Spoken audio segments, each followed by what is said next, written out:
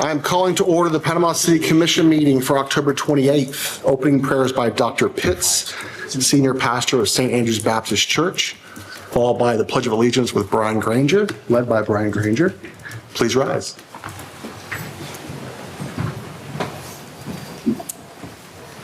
Let us pray. Lord, we come to you today thanking you for the gift of life itself, for a roof over our head, for clothes on our back, Lord, and for food on our tables. God, we thank you for Panama City, for its people, its history, its resilience. We're grateful for those who lead, those who serve, and those who work behind the scenes to make this place a place where families can plant roots, where children can grow strong, and where neighbors can look out for one another. Lord, I'm especially thankful for every person seated at the table today. You've placed them here for such a time as this. So I ask that you'd give them wisdom beyond their experience, grace in their conversations, and clarity in their decisions. Lord, may they lead well. May they follow your will, and in confidence that you're guiding their steps. Lord, would you bless this meeting with unity, even when there's difference, with purpose. And Lord, may peace mark the way forward. And may we leave this room today having made choices that bring hope and help to the people of our city. We give thanks to you. In Jesus' name we pray.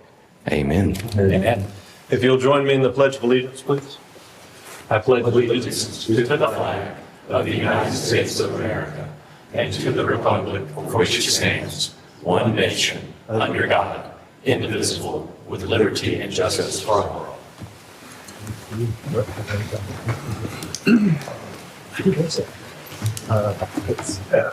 Please call the roll. Mayor Branch. Here. Commissioner Lucas. Present. Commissioner Granger. Present. Commissioner Street. Here. Commissioner Hughes. Here. Mayor, you have quorum. You have received the meeting minutes from October 14th. Do we have a motion to accept? Motion to accept. Second. If there's no discussion, please call the roll. Commissioner Lucas. Yes. Commissioner Granger. Yes. Commissioner Street. Yes. Commissioner Hughes. Yes. Mayor Branch. Yes. Motion passes 5-0. Any additions, deletions, or modifications to the agenda? Yes, Mr. Mayor, request under the Commissioner section, adding 11B as in Bravo. Again, 11B as in Bravo. Commissioner Street would like to propose temporary relief for federal employees. Again, temporary relief for federal employees under the Commissioner section 11. If I don't have a mayoral update, do I need to just, we can skip it or I have to actually delete it? On item 10A. You would need to vote to remove that if you don't want to discuss item 10A, sir.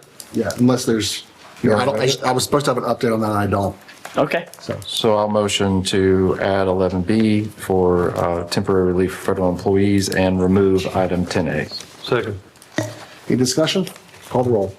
Commissioner Lucas. Yes. Commissioner Granger. Yes. Commissioner Street. Yes. Commissioner Hughes. Yes. Mayor Branch. Yes. Motion passes 5-0. Community announcements. All right. Final reminder that the utility billing kiosk on the outside of City Hall will be closing permanently this Saturday, November 1st. Beginning Saturday, the city will permanently discontinue utility bill payment services at the kiosk located on Grace Avenue side of City Hall. While this particular service is being retired, residents can still take advantage of several convenient alternative payment methods, such as online, over the phone, at the payment counter inside City Hall, or in the drop boxes that are also on Grace Avenue. Join us Saturday, November 1st from 8 a.m. to 10 a.m. for our next town hall meeting in the City Hall Room 10 on the lower level. In addition to the commission hearing thoughts, concerns, and answering questions from the community, the Charter Review Advisory Board will also be in attendance to hear the same regarding the charter review process that the city is currently undertaking. Touch a Truck is happening Saturday, November 15th from 10 a.m. to 1 p.m. at the downtown marina. Bring the family for this free community event where kids and adults can explore real working vehicles and meet the people who operate them. From fire trucks and police cars to construction equipment and ambulances, there's something for everyone to enjoy. Don't miss this hands-on day of learning, fun, and community connection. City offices will be closed in observance of Veterans Day on Tuesday, November 11th. There will be no trash pickup, but garbage collections, the blue cans, will run as scheduled. Normal business will resume the next day. The CRA and the Incremental Development Alliance are bringing a full-day in-person, small-scale development workshop to the Glenwood Community Center on Friday, November 14th from 8:30 a.m. to 5 p.m. In this workshop, citizens will get the big picture view of small-scale real estate development, learn how to pick a good development project, and discover what help is needed and who to seek assistance from. For more information and to register for this event, please visit our website at panamacity.gov. Please make note that during the months of November and December, there will only be one commission meeting per month to make accommodations for the city and staff holiday schedules. Dates for the upcoming commission meetings will be Tuesday, November 18th and Tuesday, December 16th. Both of these meetings will be held here at the Bay County Government Center, and both will begin at 4:30 p.m. And finally, join us Saturday, December 6th, 2025, for our annual Downtown Christmas Parade. The parade will start at 6 p.m. on Harrison Avenue from the downtown marina to Bay High School. Register your float for $75, your vehicle for $75, or your walking group for $25. Visit our website today at panamacity.gov, and exemptions will be given for nonprofits with proper documentation.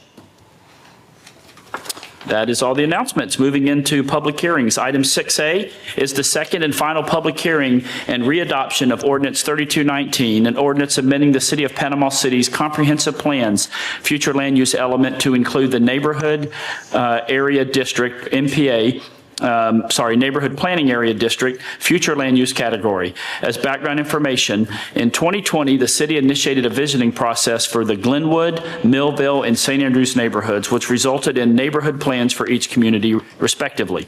To implement the strategic vision of the neighborhood plans, the City Commission amended the Unified Land Development Code and adopted the neighborhood zoning districts in August of 2021. All amendments to the Land Development Code are required to be consistent with the local comprehensive plan per section 163.3194, subsection 1, subsection B of the Florida statutes. Ordinance number 3219 is a text amendment to the city's comprehensive plan establishing the neighborhood planning area district future land use category concerning the neighborhood plans, again, for Glenwood, Millville, and St. Andrews. The neighborhood plan zoning districts, neighborhood downtown, general, and residential would implement the future land use map category. Amendments to the comprehensive plan require transmittal to the State Land Planning Agency, the Florida Department of Commerce, or FCOM. This item was previously reviewed by the Planning Board on May 13th of 2024. The Planning Board recommended approval unanimously, and staff concurred. The City Commission held the first of two public hearings on June 11, 2024, and a second public hearing was held, and the ordinance was adopted on January 28th of 2025. The Development Services Department received a notice from FCOM indicating that they do not have a record of the transmittal following the second public hearing and adoption hearing. Rather than send the previously adopted ordinance to the State Land Planning Agency, staff instead recommends readopting the ordinance and then transmitting the readopted ordinance to the State Land Planning Agency. This is so that the ordinance can be transmitted within the 10 working day timeline provided by section 163-3184, subsection 3, subsection C of Florida statutes. There is no change to the ordinance except for the adoption date. The following documents are enclosed in your packet. Ordinance number 3219, the staff analysis report, recommendation, and proposed amendment. Staff recommendation to the Director of Development Services that the City Commission conduct the second and final public hearing, readopt, and approve the ordinance. Mr. Mayor? Yes, this is the public hearing. If you wish to speak on item 6A, please come to the podium. Yes, sir. Good evening. Good evening. Derek Thomas, 1100 West 10th Street. And the main comprehensive plan that they're talking about from 2019 and 2020, I was there during the process. And it started out in the lobby of the church where the plan for St. Andrews by St. Joe's submitted included a painting of the city, and it showed a condo right where my house was, and their stated goal was to have a row of condos in between the marinas. Currently, that's all R1 neighborhoods. Now, moving forward with this 6A, you're very heavily going into, let's have like all of the ordinances respected for urban blight and, letting the properties run down and stuff. You're very strong on trying to enforce that and make sure that that is respected, but you're not mentioning anything again about issues that I've had and I've brought up several times, where if you're living in a residential neighborhood like that and a developer comes along and decides that they want to take over your property, they know you don't have $20,000 to $30,000 to take them to court, and they can just roll right over you and force you out. And I don't think that's right, and I don't think that you're offering any protection to the people that live in those neighborhoods, mostly retirees and people living on fixed incomes who don't have the option of just money, $30,000 laying around and a couple of years to go to court, and they may not know as many good high-priced lawyers as the developers. I did offer before, and I'd like to bring it up again, that if you make it a code enforcement violation for people to violate the civil codes of Florida, which means to block the runoff and flood somebody else's property, that should be also a code enforcement violation. When you bring in fill dirt, you should need to specifically prove that you haven't flooded somebody else's property, and so that somebody doesn't have to go to court and spend $25,000 in years. They can just bring it up with the city, and the city can protect the people that live in these R1 neighborhoods. Unless you don't want to protect retirees, you don't want to protect veterans, you don't want to protect people living on a fixed income, you just want to protect the developers by using the plan to increase density, like St. Joe said when they showed a picture of my house with a condo on it around the same time that the drainage started becoming an issue at my property. And I guess I'll come back about the environmental stuff on the next. Thank you. Anyone else on item 6A? Yeah. Anyone else on 6A? Seeing none, closing public comments. Do I have a motion? Motion to approve? Second. Any discussion? Call the roll. Commissioner Lucas? Yes. Commissioner Granger? Yes. Commissioner Street? Yes. Commissioner Hughes? Yes. Mayor Branch? Yes. Motion passes 5-0. Commission has adopted ordinance 3219, an ordinance of the City Commission of Panama City, Florida, amending the comprehensive plan, amending the future land use element to include the neighborhood planning area district future land use category, repealing all ordinances or parts of ordinances in conflict herewith, providing for severability, providing this ordinance shall take effect as provided by law. Item 6B is the second and final public hearing and readoption of ordinance 3223.1, an ordinance amending the future land use map of the city to reflect the land use designation of neighborhood planning area district for properties located within the Glenwood, Millville, and St. Andrews neighborhood plans study areas. Similar situation and request from staff as the previous item in order to address that notice we received from FCOM. Staff recommendation to the Director of Development Services that the City Commission conduct the second and final public hearing, readopt, and approve ordinance 3223.1. Mr. Mayor? This is a public hearing. If anyone would like to speak on item 6B, please come to the podium. Yes, sir.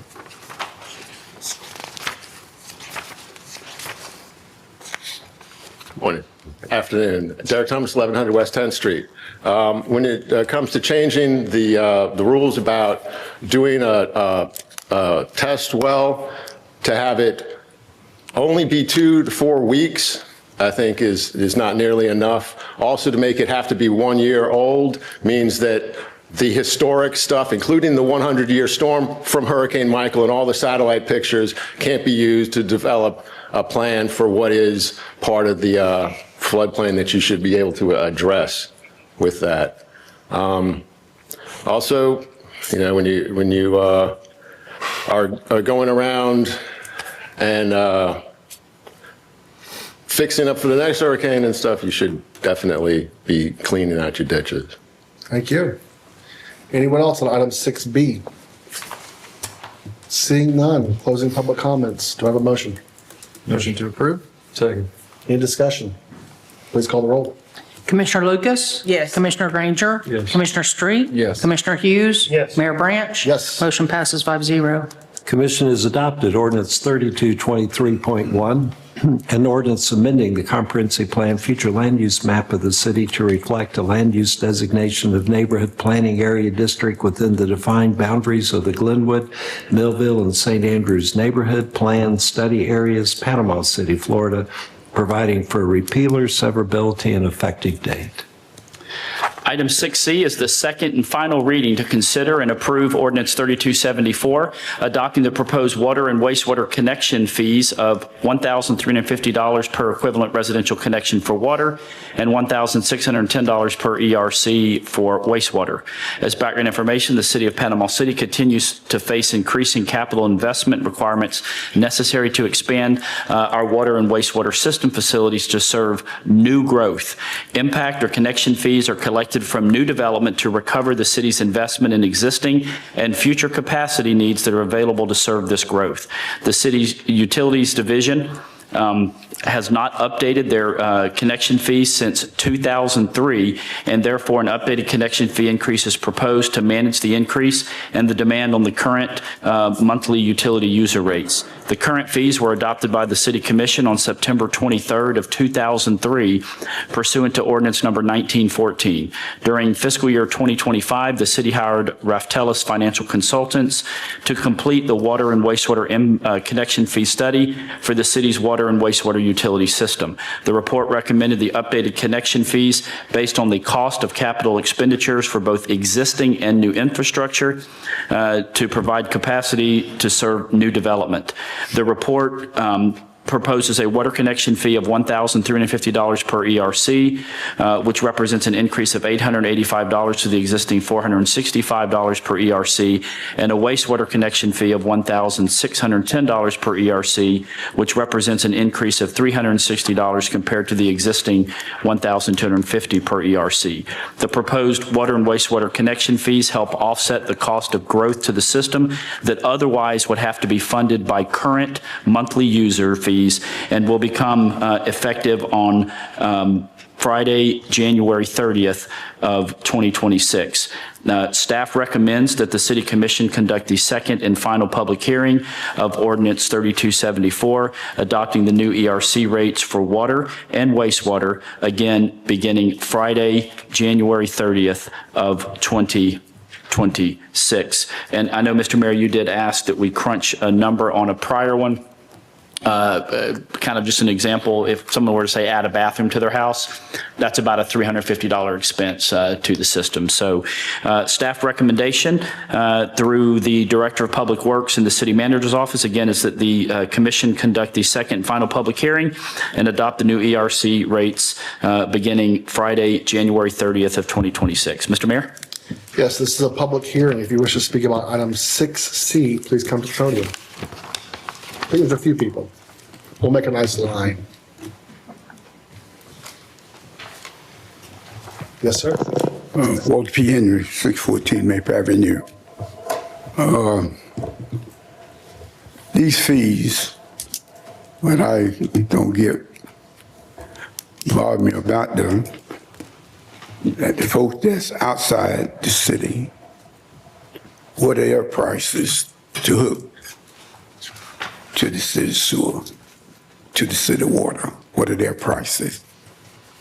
I was told y'all had a price, but y'all don't want us to know what the price is. It's like you're hiding something. City have hurt themselves down through the years.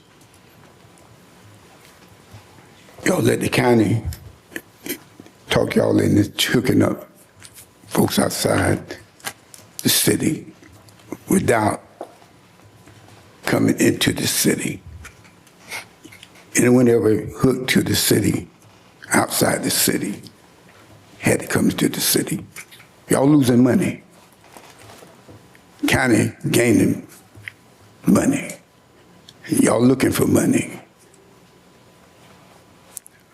But y'all look at something that's strange, that you've not been done for years. Nobody had anything to say. And now y'all want to just let the county have this tax money that y'all could have. Don't make no sense. Don't make it look a sense. You're showing what was said long ago, months back. Y'all broke. Y'all need money. Any way you can find to get it. But you don't have to find a way. The state is the one who told these people that they could not hook to those separate tanks anymore. That's a state law.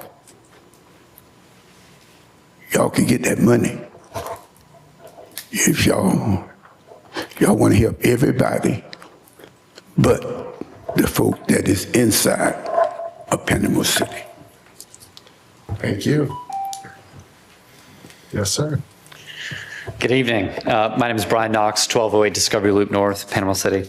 I'm a builder here in Bay County. I also represent the Bay Building Industries Association, and as well I serve on the State Florida Home Builders Association for Governmental Affairs. And so we all know, especially over this past year, the big talk, but not just with City of Panama City, with all the local municipalities, has been impact fees. And even more so on a state level through legislation we're trying to craft to help rein in some of these raises. We're hearing horror stories throughout the state, especially South Florida, of impact fees being raised to a level that just, it stifles growth and is just unsustainable. I do understand the enormous weight and task of what y'all are trying to accomplish with updating our systems and making it to where, like, I'm raising a family here. I have 2 little girls. I want them to want and be able to stay here in Panama City 30 years from now, and it to be in a place to where it continues to grow and be a place that's desirable to live. And I understand that takes money. While these figures may be fair, and when you look at other municipalities in the Panhandle, in reality, for a 3-bedroom, 2-bath home that I typically build, this is a 70% increase in my impact fees. And this immediate impact increase will affect my ability to sell homes, whether they're custom homes or spec homes. But also, I mean, this is an increase that will eventually get passed down to anybody buying a new home in Bay County, in Panama City. And so we talk about affordability. We know that's so important to us here, and we need to keep in mind how we implement this. We know we need to raise the money, but whether it's phased in or we look at other ways that we can spread this out so it's not an immediate hit to builders, to home buyers, I really would like us to have a conversation and spend a little bit more time about how do we actually implement that. The other thing I'd like to mention is we found out as an associate, so all year we've talked about wanting to have a seat at the table with the city, and especially when it comes to transportation impact fee. And we all agreed that yes, that we wanted seats at the table, we want communication, and we feel, especially in this instance, that didn't happen. And we got blindsided with this, was told, hey, this is happening, whether you like it or not, essentially.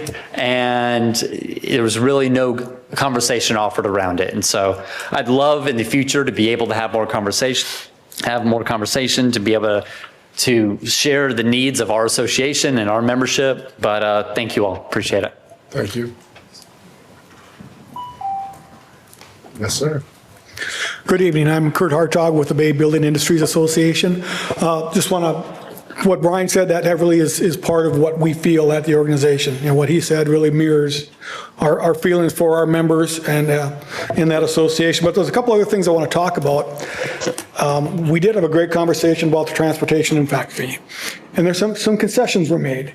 And I would like us to look at the same concept for this fee. There's a lot of existing lots in Panama City.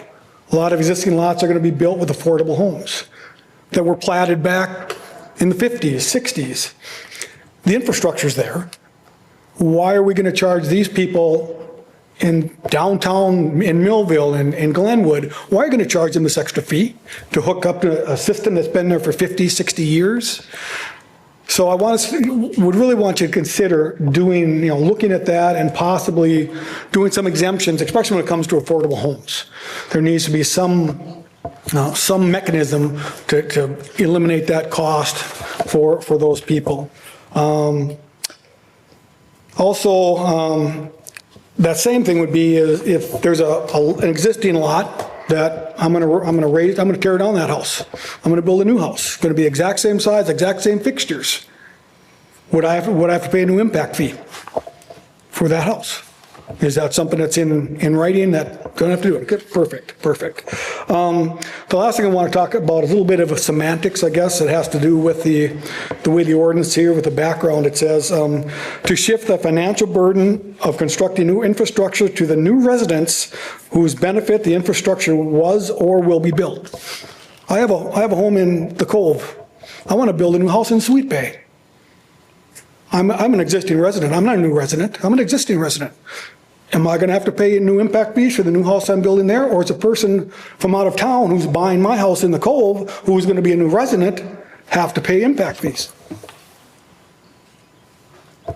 I mean, I'm not a new resident, so should I be paying impact fees even though I'm a resident of the city? Anyway, something to think about. Again, we understand that there have to be fees, they have to be increased, we have to improve the city.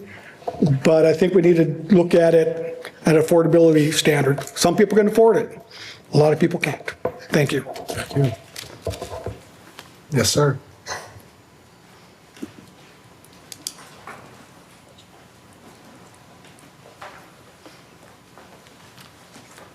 Derek Thomas, 1100 West 10th Street. My issue with this is similar to the first two projects. You're worried always about the big guy and protecting that people and the impact fees. And it's tripling the water hookups and 1/4 more for the sewer hookups. I kind of understand the sewer if you're trying to take everybody off of groundwater and trying to bring in new sewer lines to existing neighborhoods. That seems like it would be an even bigger fee. But it's disproportional on the single-family residents. It's disproportional on the smaller people where the big apartment complex that are going up with hundreds of apartments and massive amounts of water and sewer created, that is where the real infrastructure is going to have to come from. But instead of going to them and saying, this is what you need to pay if you're going to hook up hundreds of people onto an existing system, instead we're going to go around in neighborhoods and hit up single-family housing for as many houses that are built over the next 20 years in order to pay for these big, giant, massive housing projects. Or like bringing in water and sewer to the T-Dock. All of a sudden, that's the city's responsibility to pay? If we paying more for single-family houses so that when big projects like that come along, that the city doesn't have to worry about it because the money's going to come from everybody that's already living here? I mean, I don't see losing the T-Dock being anything that's going to help the people, although that's going to be very expensive to hook up all that plumbing. And when all of these massive high-density housing projects come online and they're getting exempt from the impact fees and they're only hooking up one connection, they're not hooking, if they want to pay, 3 times as much and charge them as much as you charge every house as you're going through the apartment complex, maybe you can get your money there. But to go through and say that everybody at the bottom should fund everybody at the top and all the money is going to come from the bottom to take care of all the problems that the rich people want to do in the future and all the big developers and stuff so that their projects can get finished at the expense of everybody that doesn't have millions and isn't building hundreds of apartments. Thank you. Anyone else on item 6C? Seeing no more comments, closing 6C. We'll entertain a motion. Motion to approve, I would like to discuss. Yeah, second that discussion. All right, discussion. Okay, I guess I'll start. I do want to make sure, do we have an impact fee credit process in this particular ordinance for existing capacity? Can you So like if you clarify? tear down your house and you put in a new Oh, house. yes, sir. You Yes, get sir, credit for the Commissioner. fixtures, okay. I just want to make sure. And, that- and honestly, I mean, we'll be able to go back and look at, Google Maps, but, to some degree, it'll be on the honor system, the number of fixtures that you had in a prior house, but yes.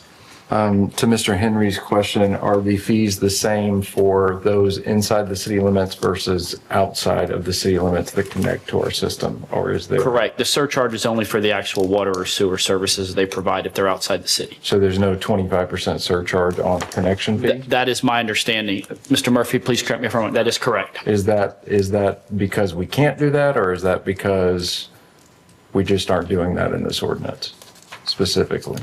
I don't know the history behind that, but I mean, if I had to make a decision right now, I don't know that I would necessarily charge more for that. I think the surcharge on the actual services is fair. Happy to consider an amendment to that if that's something the commission would like to see. I don't know, Mr. Zimmerman has been doing this for a few decades, he might know. It was a question. I just Yeah, wanted no, it's a good question. Good question. Yeah. That this does not change our existing ordinance. Our existing ordinance does not have a surcharge for for people outside the city that connect. Okay, but it does for monthly service. Right. Okay. Correct, for the water, the sewer, and the garbage. And I haven't looked at whether or not it's legally possible to do a surcharge the same way.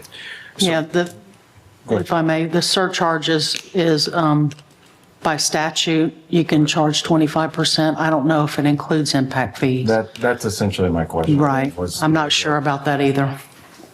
So to answer your question, Mr. Henry, yes, we do charge 25% more for people that are outside of the city limits, but in a connection fee process, no, that is not the case as this is written now.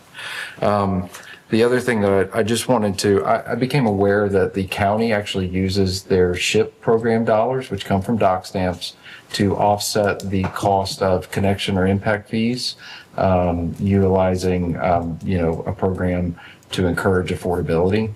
I do think that anytime we're raising fees, it also makes things less affordable. So I would like to see, before we get to the implementation in January, if this does proceed forward, that we have a program using our SHIP funds to offset those costs so we can continue to encourage affordability in the city. So essentially, it would be a grant process that would pay, utilizing SHIP funds, the impact connection fee, so that it's not increasing the cost of an affordable home in the city of Panama City. Only the impact fee, or just, is that an add-on? The county's program, I think we need to look at that. Okay. They have an existing program that they use their SHIP allocation for. So I think it's a good, solution to encourage affordability still in the city, even though the costs are obviously cost. And I think we all know the reality that we're sitting in currently with this specific fee. The other thing that I do think is a very valid point is the communication process. I don't know what we need to do. This is kind of the second time we've encountered this, so that we make sure that these, whether it's at the study inception, that we do some kind of workshop with the Builders Association or whether it's prior to first reading, whatever it is, so it doesn't feel like our current partners in the city don't feel like we're catching them off guard. And that does seem to be kind of a trend that we're having. And so I don't know if, Jonathan, you've got a recommendation, whether that's at, hey, we're initiating a study, let's consult then, or whether it's at the conclusion of the study prior to first reading. But I would like there to be some type of dialogue prior to getting to us. So we have an opportunity to answer questions before we get to the final reading. So. Understood. I agree with that. And my bad on the builders, I want to hear it like y'all up front. So my bad for not calling on that.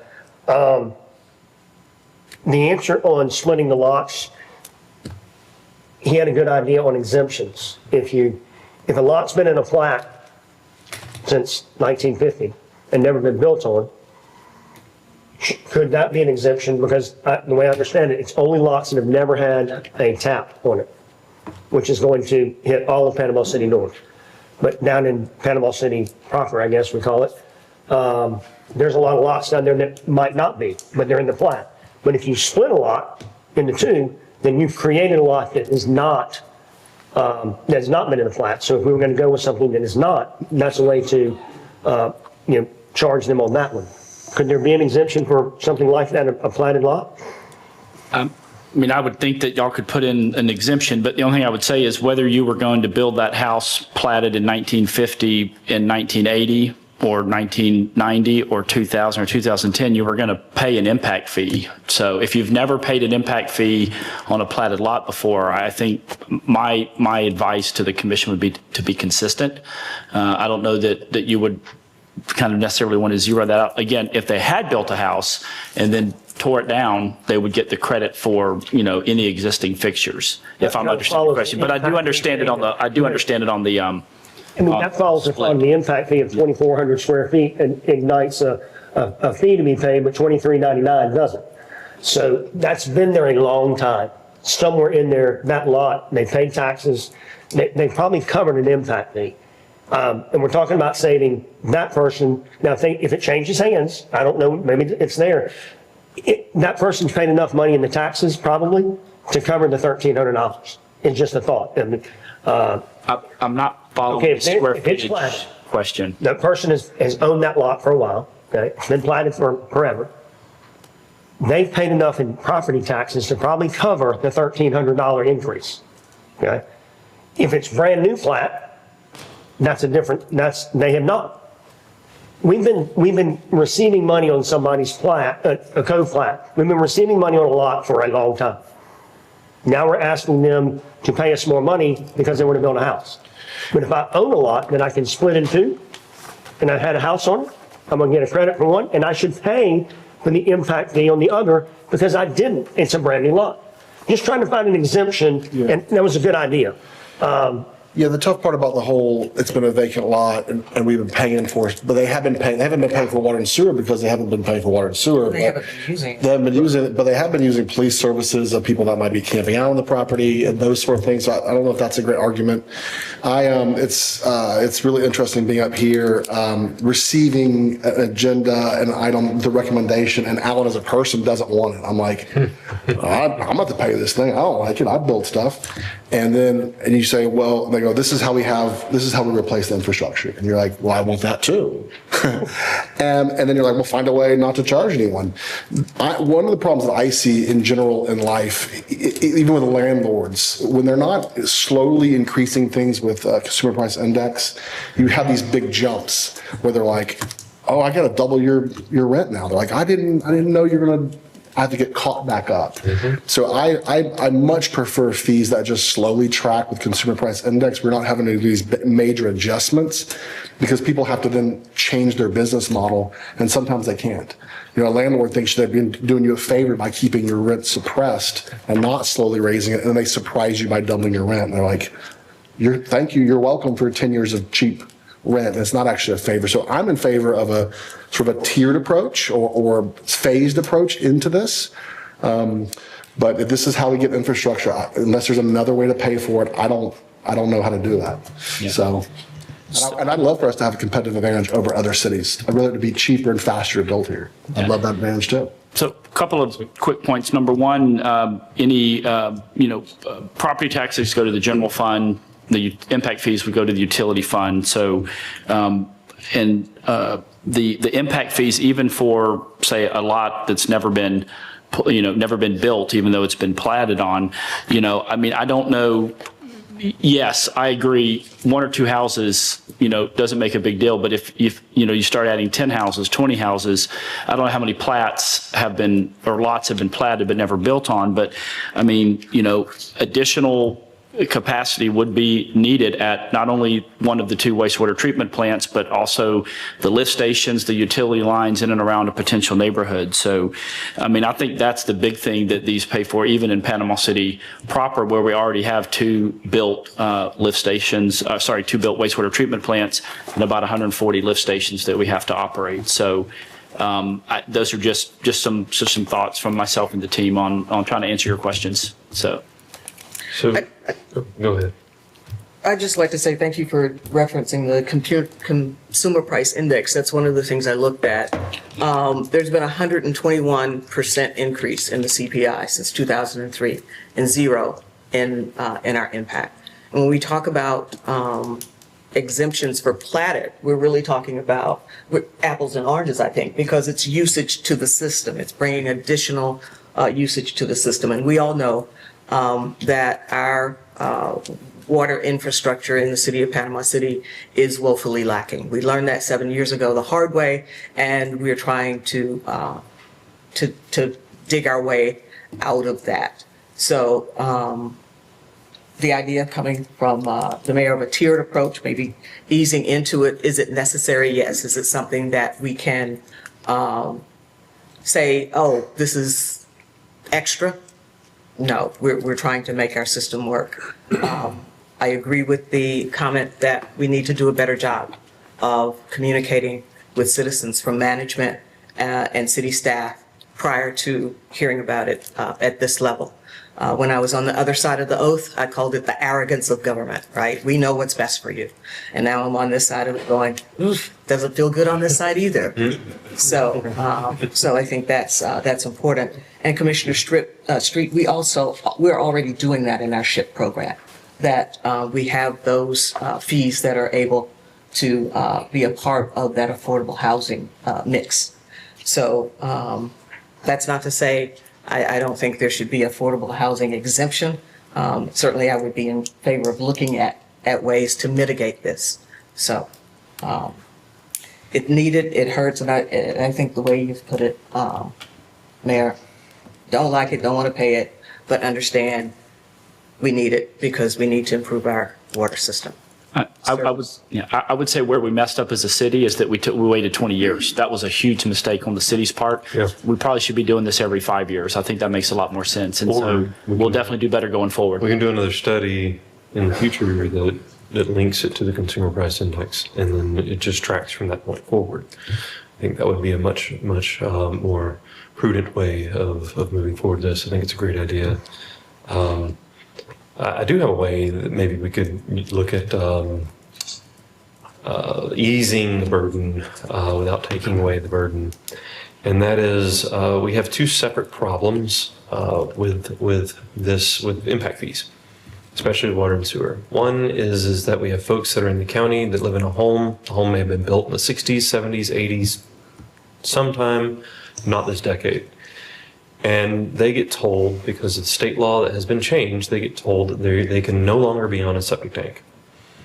Now, the only option available to them after that is to come on to our services. And so therefore, they're going to get hit with an impact fee.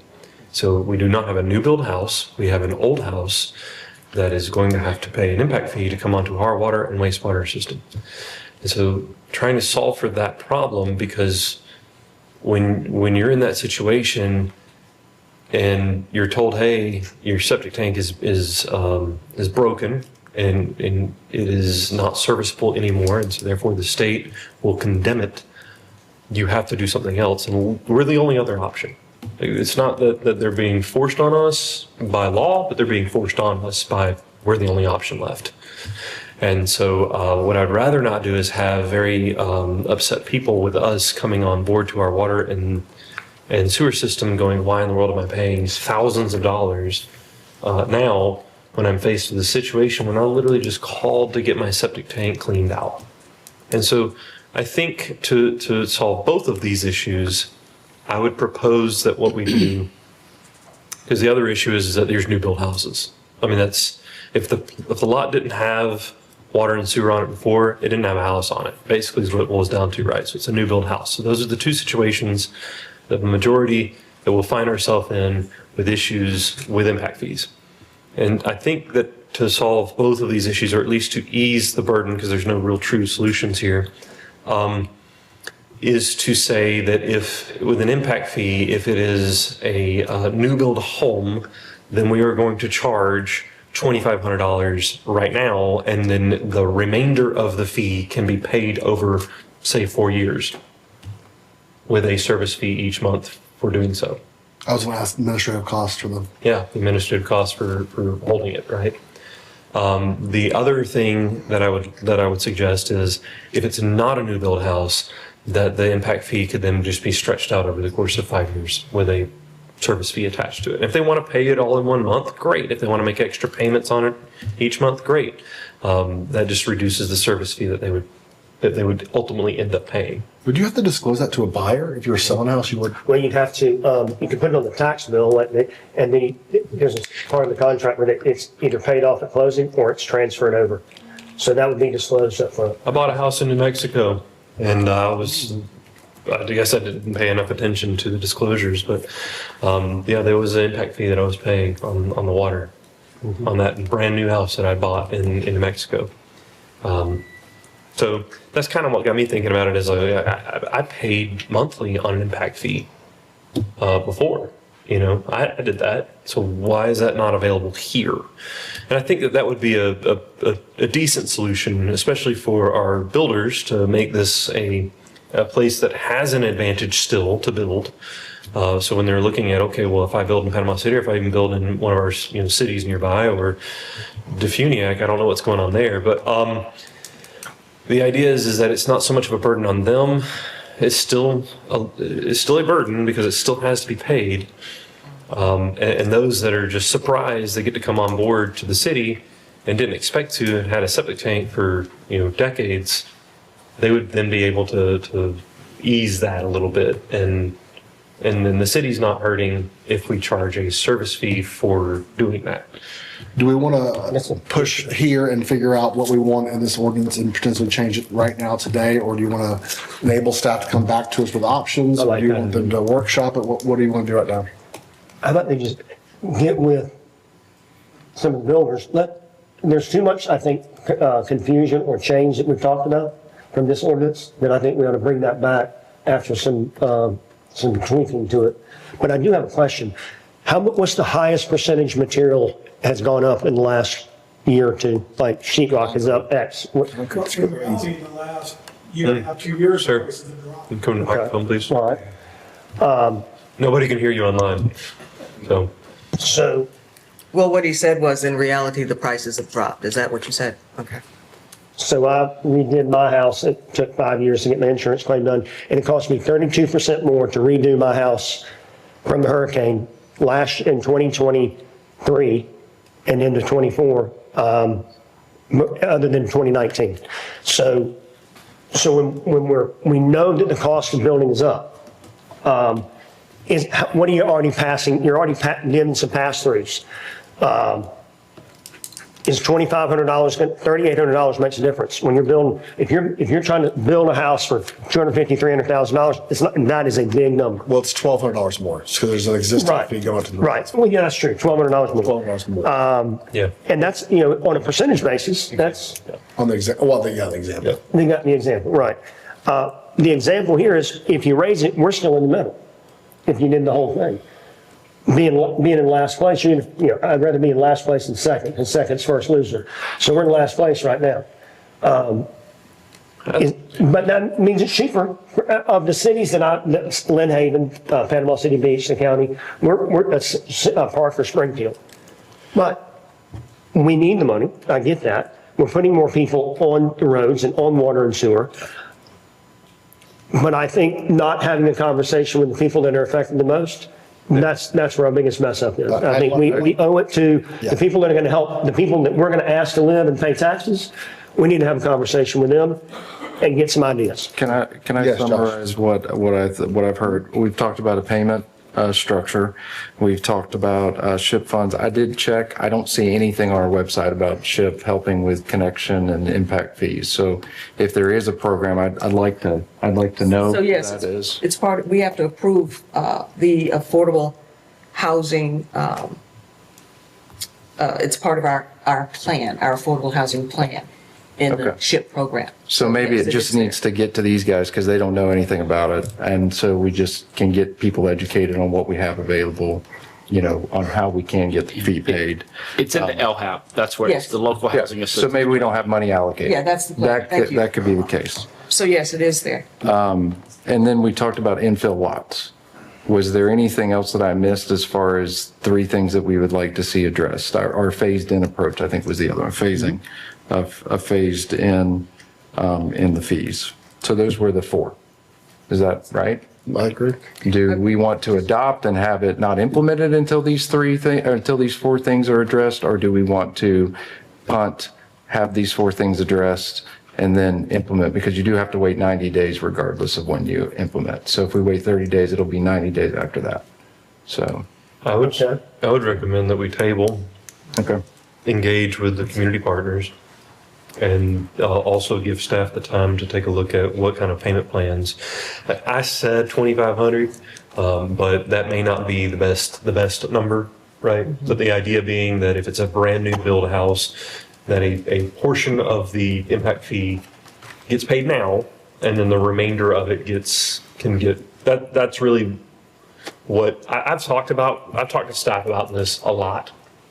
And the only time I can talk to y'all about it is right here. So that's why I keep kind of going in on it. And I get arguments back, if that makes sense, like counter arguments and devil's advocate arguments back from staff on things. And so that's really why I've kind of honed in on the two separate solutions. I think we all walked in wanting to address one thing about this ordinance, and they're all different things. Oh, yeah, for And sure. so I agree. I'll motion to table until the November meeting, pending some type of addressing of payment, infill, ship, and a phased-in approach on the fee. So rescission of your, whoever moved for discussion? Yep, we rescinded the motion. So I'll rescind and amend my motion to be what I just stated. Do you have a second? Second. Any discussion on tabling this item? Please call the roll. Commissioner Lucas? Yes. Commissioner Granger? Yes. Commissioner Street? Yes. Commissioner Hughes? Yes. Mayor Branch? Yes. Motion passes 5-0. Item 6D is the final reading of Ordinance 3290, amendment to Ordinance Number 2603 regarding Knox box requirements. Panama City Fire Department has requested an update to Ordinance Number 2603 to streamline the administrative process for business opting out of the Knox box program. Ordinance Number 3290, if adopted, would authorize the city manager to review and approve or deny any waiver and hold harmless agreements submitted by commercial businesses seeking exemption from the Knox box requirement. This change aims to provide greater efficiency in handling waiver requests while maintaining safety and legal safeguards.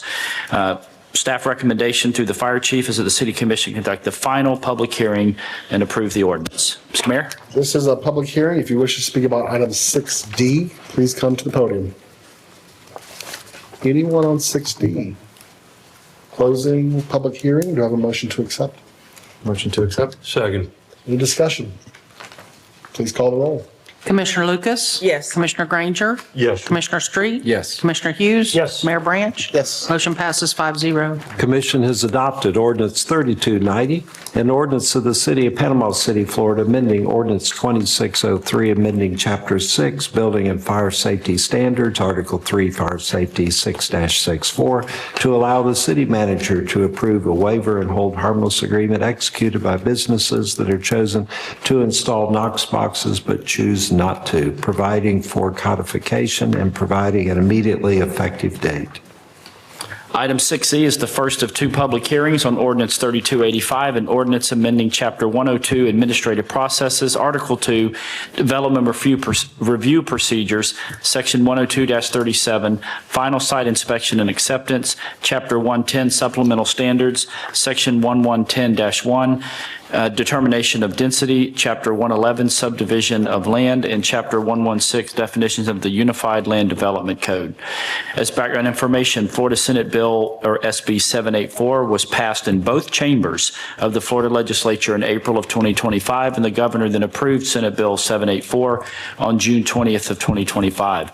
It went into effect on July 1st of 2025. The primary intent of Senate Bill 784 and its amendment to Florida Statutes 177-071 is to streamline the plat and the replat processes. The amendments require that the plat or replat submittals be administratively approved and requires the City of Panama City Commission to designate an administrative authority to receive, review, and process plat or replat submittals by ordinance or by resolution.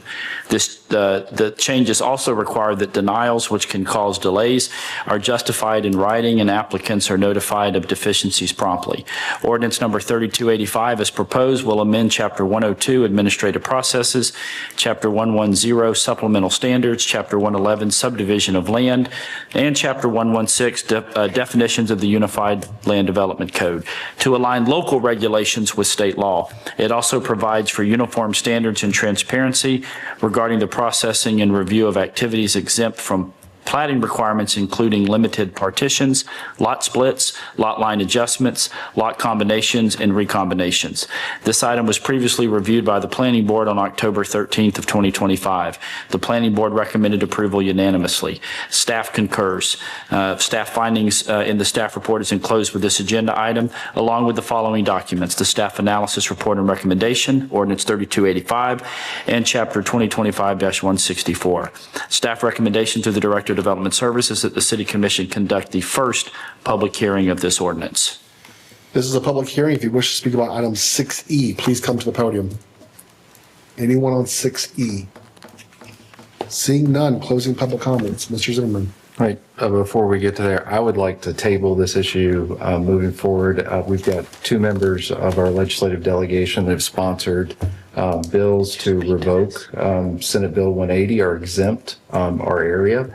And so pending that legislative and the success, hopeful success of that would kind of make this administrative point truly taking it out of the hands of commission and just voluntarily giving it to staff. And I love our staff, but I also like the elected body staying in to as much control as we can. Yeah, if I could, Mr. Mayor, if Mr. Fuller, Director of Development Services, so we talked about this some, and we're going to work on a more formal memo, but I think there actually might be some confusion with a totally unrelated Senate bill following the hurricanes. Would that be okay, Mr. Mayor? Sure. Okay. Michael Fuller, Director of Development Services. So at the last legislative session, the legislature adopted Senate Bill 180 in response to hurricane recovery. And that also same session, they adopted Senate Bill 784, which concerns platting or subdivision of land. I think it's Senate Bill 180 that they have now determined has gone too far and really ties the hands of local governments to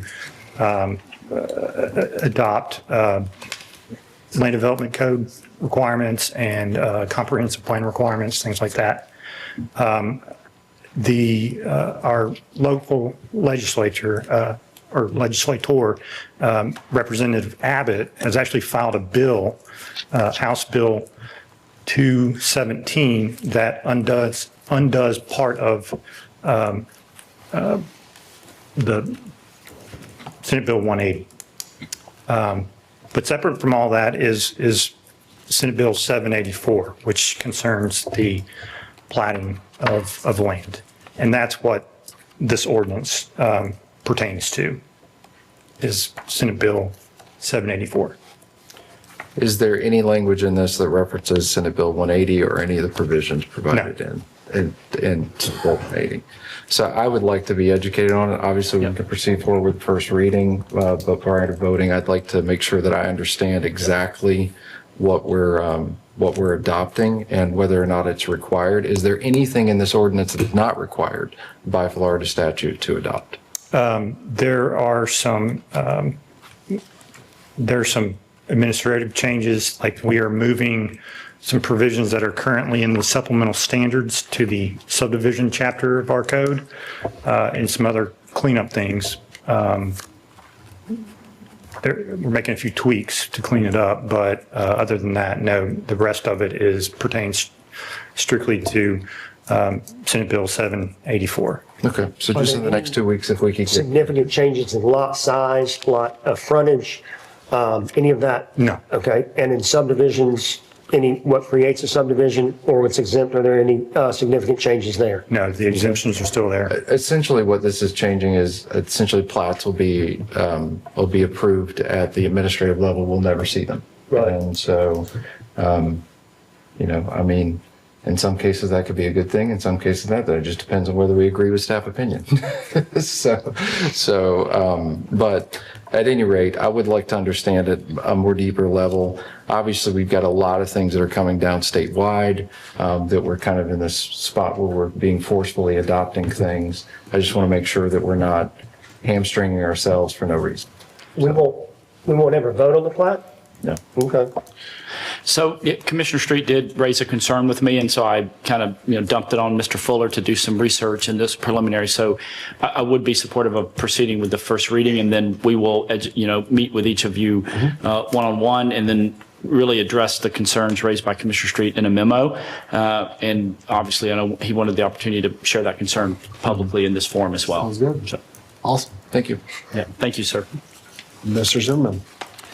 First reading of ordinance 3285, an ordinance of the City Commission of the City of Panama City, Florida, amending Chapter 102 Administrative Processes, Article 2 Development Review Procedures, Section 102-37, Final Site Inspection and Acceptance, Chapter 110 Supplemental Standards, Section 110-1, Determination of Density, Chapter 11, Subdivision of Land, Chapter 116, Definitions of the Unified Land Development Code relating to the subdivision, combining, and platting of land, providing for modifications, a repealing clause, severability, codification, and correction of scrivener's errors, and providing an effective date.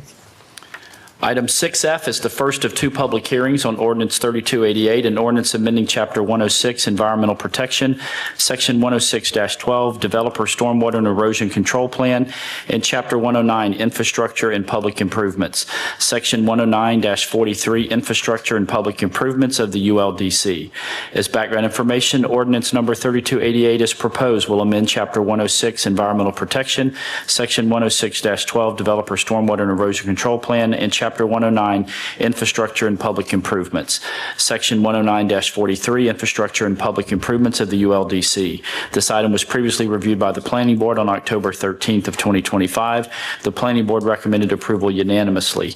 Staff concurs. Staff findings enclosed in the staff report with this agenda item. You have the following items enclosed: staff analysis report and recommendation, ordinance 3288, decision memo signed by the city manager, myself, and the staff recommendation through the Director of Development Services in the City Manager's Office is that the City Commission conduct the first public hearing. I'll also note that City Engineer Stacy Roush is here this evening and willing to answer any questions from the Commission regarding this ordinance. Mr. Mayor? Yes, this is a public hearing. If you wish to speak about item 6F, please come to the podium.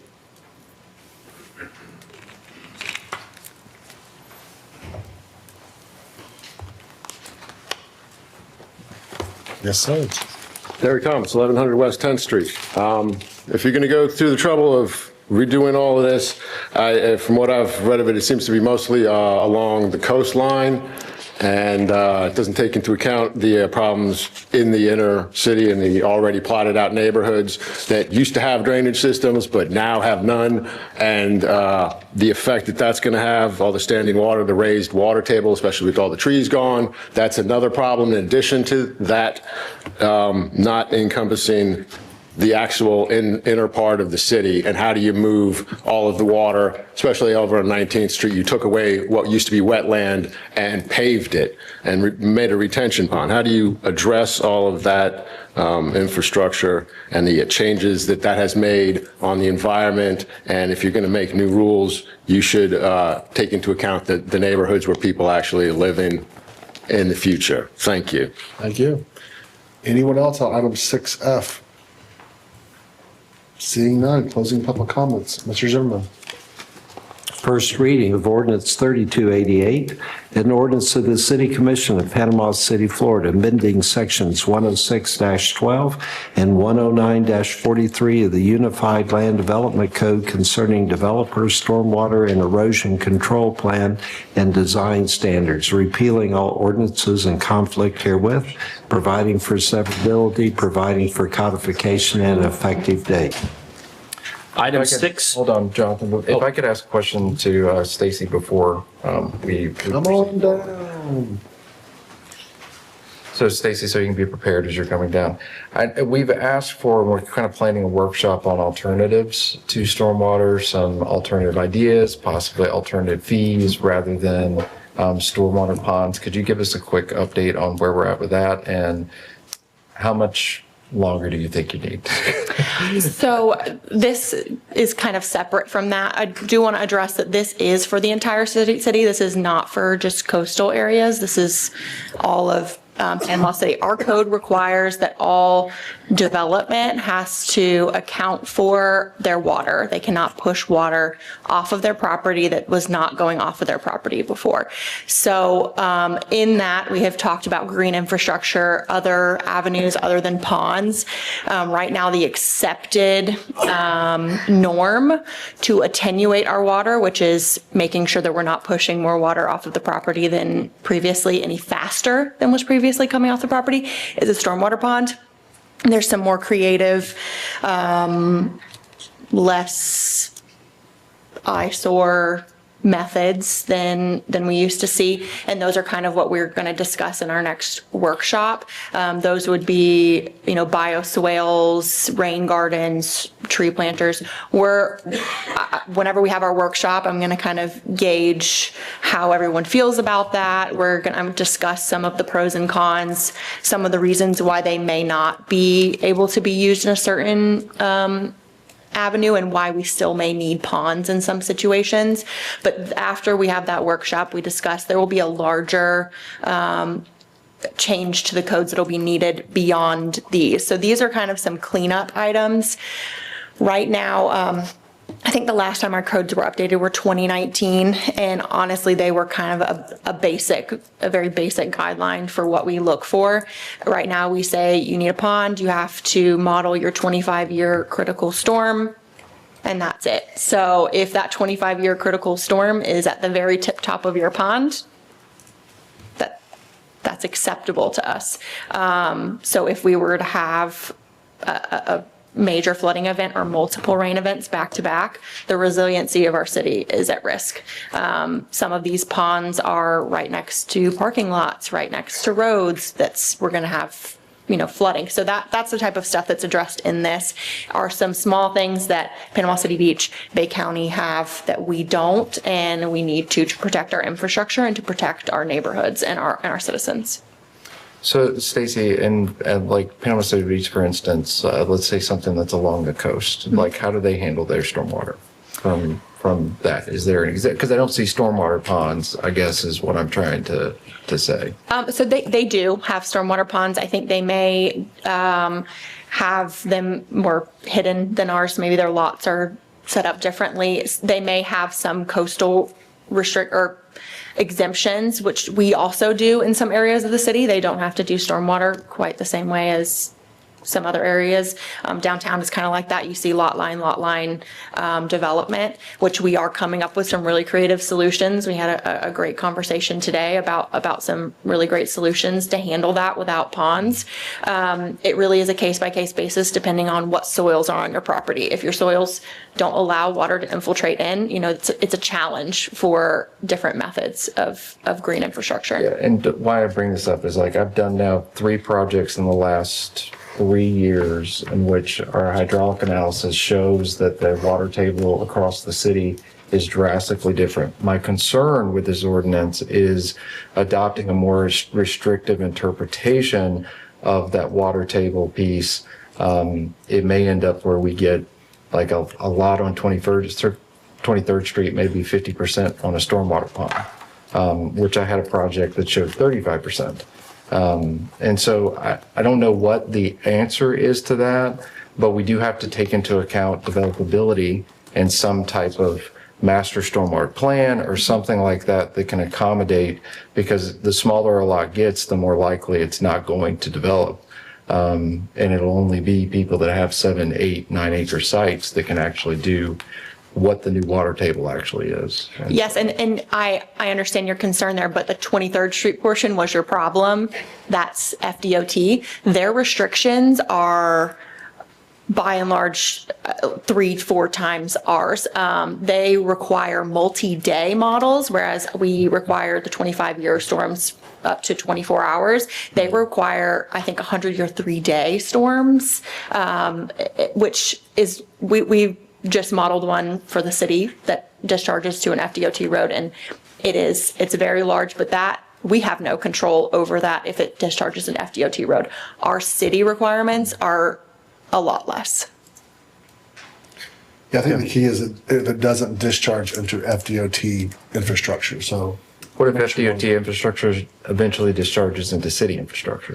It depends. There are some areas along Beach Drive and that they have their own outfalls. Yeah, they had a luncheon there today about permeable concrete. Yes. Yeah, they're interested in too. They're on the same page, and we're on the same page as well. Yes, and the city doesn't survive off of stormwater. Survive as being safe, but not property taxes. Yeah, I mean, like you We can make just money see off it. buildings. What's happening around, and you're seeing this across, not just us, with other, it's kind of like the new parking lot thing. It used to be in front of every business, you had all these giant parking lots. Why? Because you needed all this parking, because that's what's required. My fear is with stormwater ponds, we're ending in that same spot where we're going to just see a line of stormwater ponds down every street. And I don't know that that's necessarily the goal. I mean, granted, I don't want people flooding. I'm very anti-flooding as you could possibly get as I live in one of those neighborhoods. But I just feel like there's got to be some additional solutions that we provide alongside this, not more than just, hey, we're changing the rules on the books. which we do not discourage green infrastructure now. You can do green infrastructure, you just have to show the results of it, which is what you have to also show with a pond. I think right now ponds are easy, the math is easily available, people have spreadsheets, they can do it quickly. But I think that if you're going to do a pond, you need to make sure that you're protecting your neighbors and that you're not just doing it and stamping it and saying, that looks good. And I think that by making sure that we are setting good examples by protecting the citizens, that maybe people will start looking at other avenues, like, hey, maybe if I put in a rain garden to slow the water's trek across my property, hold it here and then discharge, maybe these ponds will be smaller. So the overall goal would be to maybe discourage people from ponds, make it not more difficult, but make it less appealing. You know, this has to be larger. Maybe I need to look somewhere else. All of that stuff is out there. There's a lot of different avenues that you can go. It's just the easy solution right now. But just because it's easy and everybody putting it everywhere, I don't want it to be the lowest level bar that we're setting. So I want to make sure that we're protecting people, which another part in here is that they have to provide a stormwater or a geotechnical report that is current in the last year whenever they submit their DO. And that is because I see people trying to submit geotechnical studies from before Hurricane Michael, which we all know that's not where our water table is. And so, but we have nothing in there right now protecting our citizens from that. And my hands are kind of tied. And when I look at these DOs, and I have the engineers telling me, like, I don't want to be the bad guy with my developer. I wish you guys had stricter ordinances so that I didn't have to be the one saying, I don't feel comfortable stamping this because I like to have more of a free board, but you don't require it. And my developer wants me to go right up on that line. So that's kind of where we got with these. Thank you. Thank you. Anything else? That's it. Mr. Zimmerman. He already read it. I read it. Item 6G is the first of two public hearings on ordinance 3289, an ordinance amending section 104-2, mixed use, MU2 of the Unified Land Development Code. As background information, ordinance 3288 is proposed will amend section 104-2, mixed use, MU2 of the ULDC by increasing the maximum density from 10 to 12 dwelling units per acre. This item was previously reviewed by the Planning Board on October 13th of 2025, and the Planning Board recommended approval unanimously. Staff concurs. Relevant background information is enclosed in your packet. Staff recommendation through the Director of Development Services is that the City Commission conduct the first public hearing. Mr. Mayor? Yes, this is a public hearing. If you wish to speak about item 6G, please come to the podium. Anyone for 6G? Seeing none, closing public comments. Mr. Zimmerman. Thank you. First reading, ordinance number 3289, An ordinance of the City Commission of the City of Panama City, Florida, amending the city's Unified Land Development Code, revising Chapter 104 zoning districts, amending the bulk regulations and mixed use 2 zoning district as provided in Section 104-31, repealing all ordinances in conflict herewith, providing for severability, providing for codification, and providing for an effective date.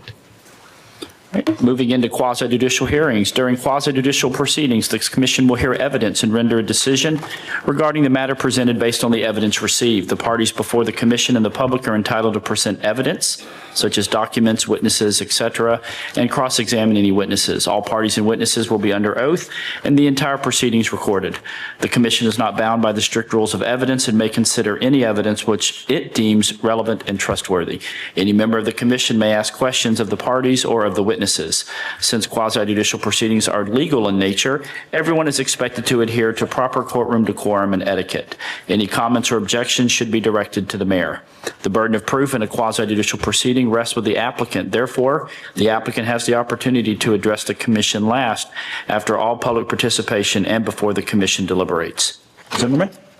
Thank you. At this time, for items 7A through 7D, I'll swear in staff who will remain under oath during the entire proceedings. I'll swear in additional parties that attend to testify during the public hearing after the city manager introduces each item.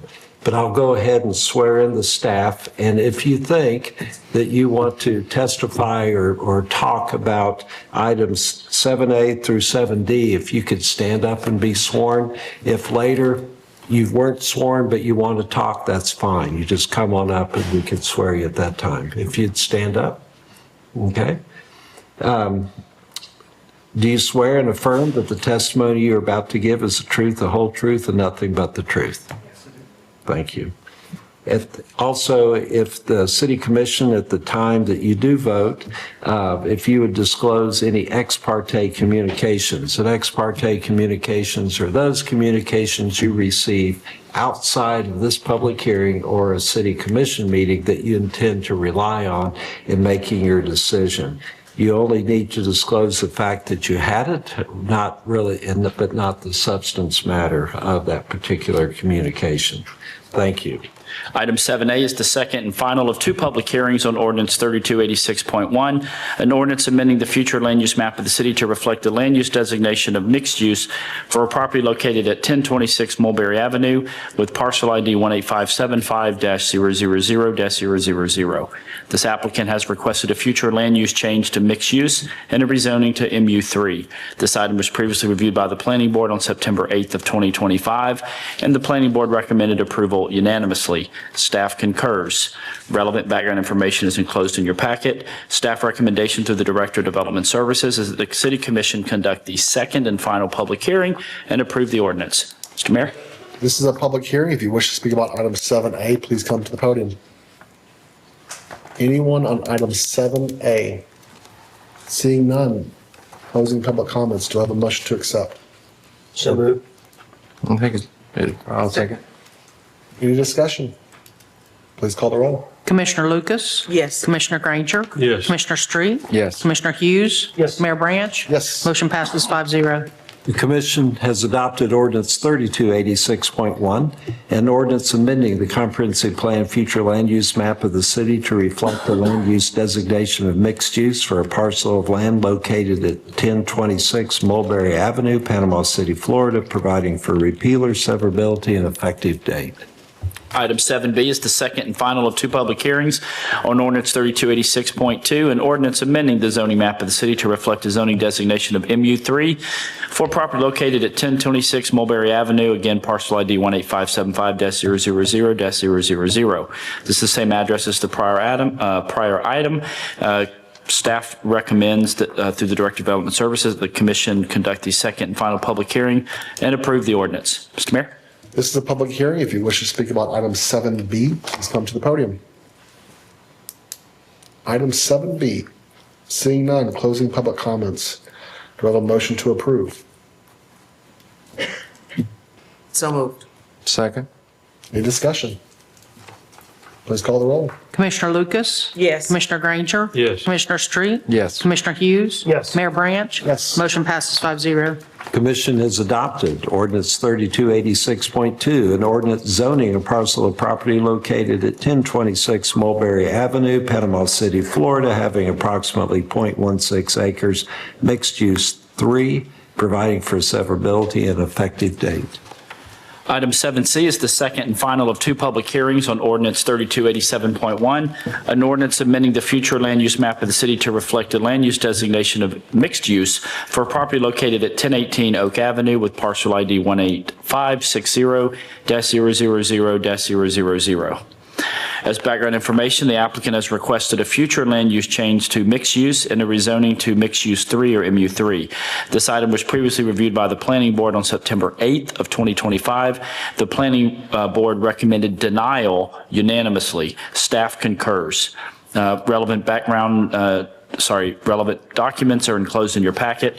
Staff recommendation to the Director of Development Services is that the City Commission conduct the second and final public hearing and deny the ordinance. Mr. Mayor. This is a public hearing. If you wish to speak about item 7C, please come to the mic. Anyone on 7C? Seeing none, I'll entertain a motion to deny the ordinance. Motion to accept staff recommendation. Do I have a second? Second. Any discussion? Please call the roll. Commissioner Lucas? Yes. Commissioner Granger? Yes. Commissioner Street? Yes. Commissioner Hughes? Yes. Mayor Branch? Yes. Motion passes 5-0. Okay, this ordinance has been denied, which is ordinance 3287.1. I will not read the title because of that. And also, Mayor and Commission, there is no reason to have the next item considered, which is ordinance 3289, because that legally cannot be adopted since the comprehensive plan request was denied. So we are moving past item 7B to audience participation. If you wish to speak about any remaining items on the agenda, that's items 9 through, oh my goodness, 14I, please come forward. Please state the item you are speaking about and your name and your address. You have 3 minutes.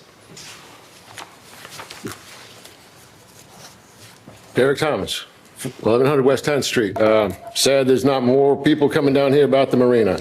9J, you're paying $49,500 to monitor the roads. I think the problem with the roads is they haven't been maintained in 40 years, and that's would get fixed if you do that. Information about the historic buildings, you should have a list and be paying attention to that. 14D, I guess that's the same one from June 24th of last year where they got $175,000 from hurricane money, and now it's up to $435,000. 14D, one guy's been coming in here for about 6 years complaining about that, and he finally got it. I'm happy for him. I wish that the same was true for everybody. The people across the street started mowing their property yesterday, last week, and they ran out of gas, and then the city, less than a week later, comes and finishes the job for them. I'd like to request the work order for that, and I'd like to know why the work orders for all of the other property done on that property have not been given to me yet. I think, it's about time. The Marina 7C, you are looking at paying $122,000 on top of the $47,500 that seems to be just a Google search for the what are the other marinas around, how full are they? You didn't ask, you told them specifically in that, don't evaluate whether or not this is fair compensation. So, and then there was a study before that done that I assume was also about 50,000 that you told that you come up with a 119-page contract, which refers to the city paying for the parking, the city paying for the sewer, the city paying for the water, for anything they build there, which now makes sense. It wasn't part of the original document, and the only thing that, in writing about how much they're going to pay for all this, I assume they could split it up into 3 different things: the business for the marina, the stores, and the different apartments on top, and have 3 different businesses which each pay nothing for the first $650,000, and then by the end they pay nothing for the whole thing, and the city doesn't get anything back for all that they have invested in this because they own it and it is the most valuable piece of property in the city, and the second most valuable is St. Andrews, which they already have. I go there every day on my bike, I ride through there, and more than half of the time in the last year since they've started, I haven't seen anybody out there working, but they take over the entire area for boat trailer parking, even when they're not using it for 4 months plus, and then now for 2.5 months. If they're working on both marinas at the same time, they don't have enough time. Anything on land should be given to the public and a CRA for actually having other people, not just the one person you've picked to become a millionaire at the expense of tens of millions of dollars of taxpayer money. We should not be subsidizing this. We should be getting something out of this property. Thank you. Anyone else? Yes, sir.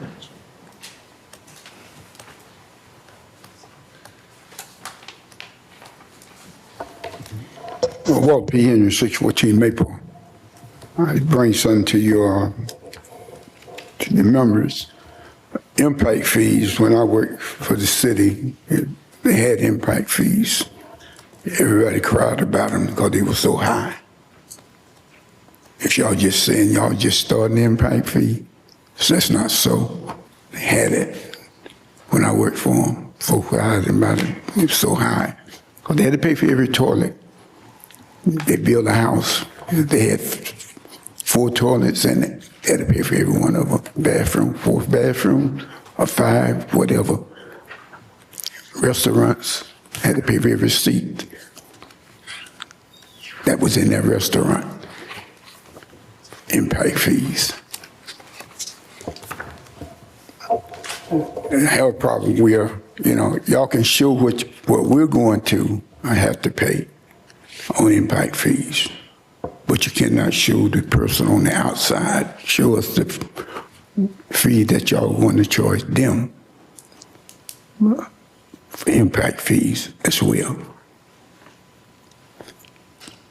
So I don't know why you cannot show their price, but you want to show the people that's inside the city what they got to pay.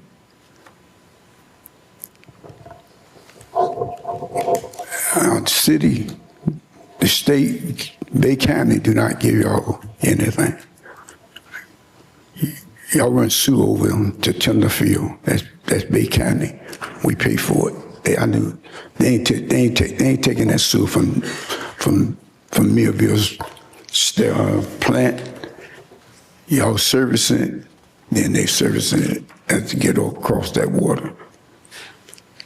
When the St. Andrews not like that, they get dips inside the bay. But I just wonder, we just should think about it when y'all start talking off of these impact fees. And I think the next thing you ought to do is folks crying because they don't want to come in this city because of the city taxes. Well, if that go sit them, let them pay y'all the same taxes that y'all giving to Bay County. That would help Panama City. Not just wasting and letting them have it, and y'all do without. Thank you.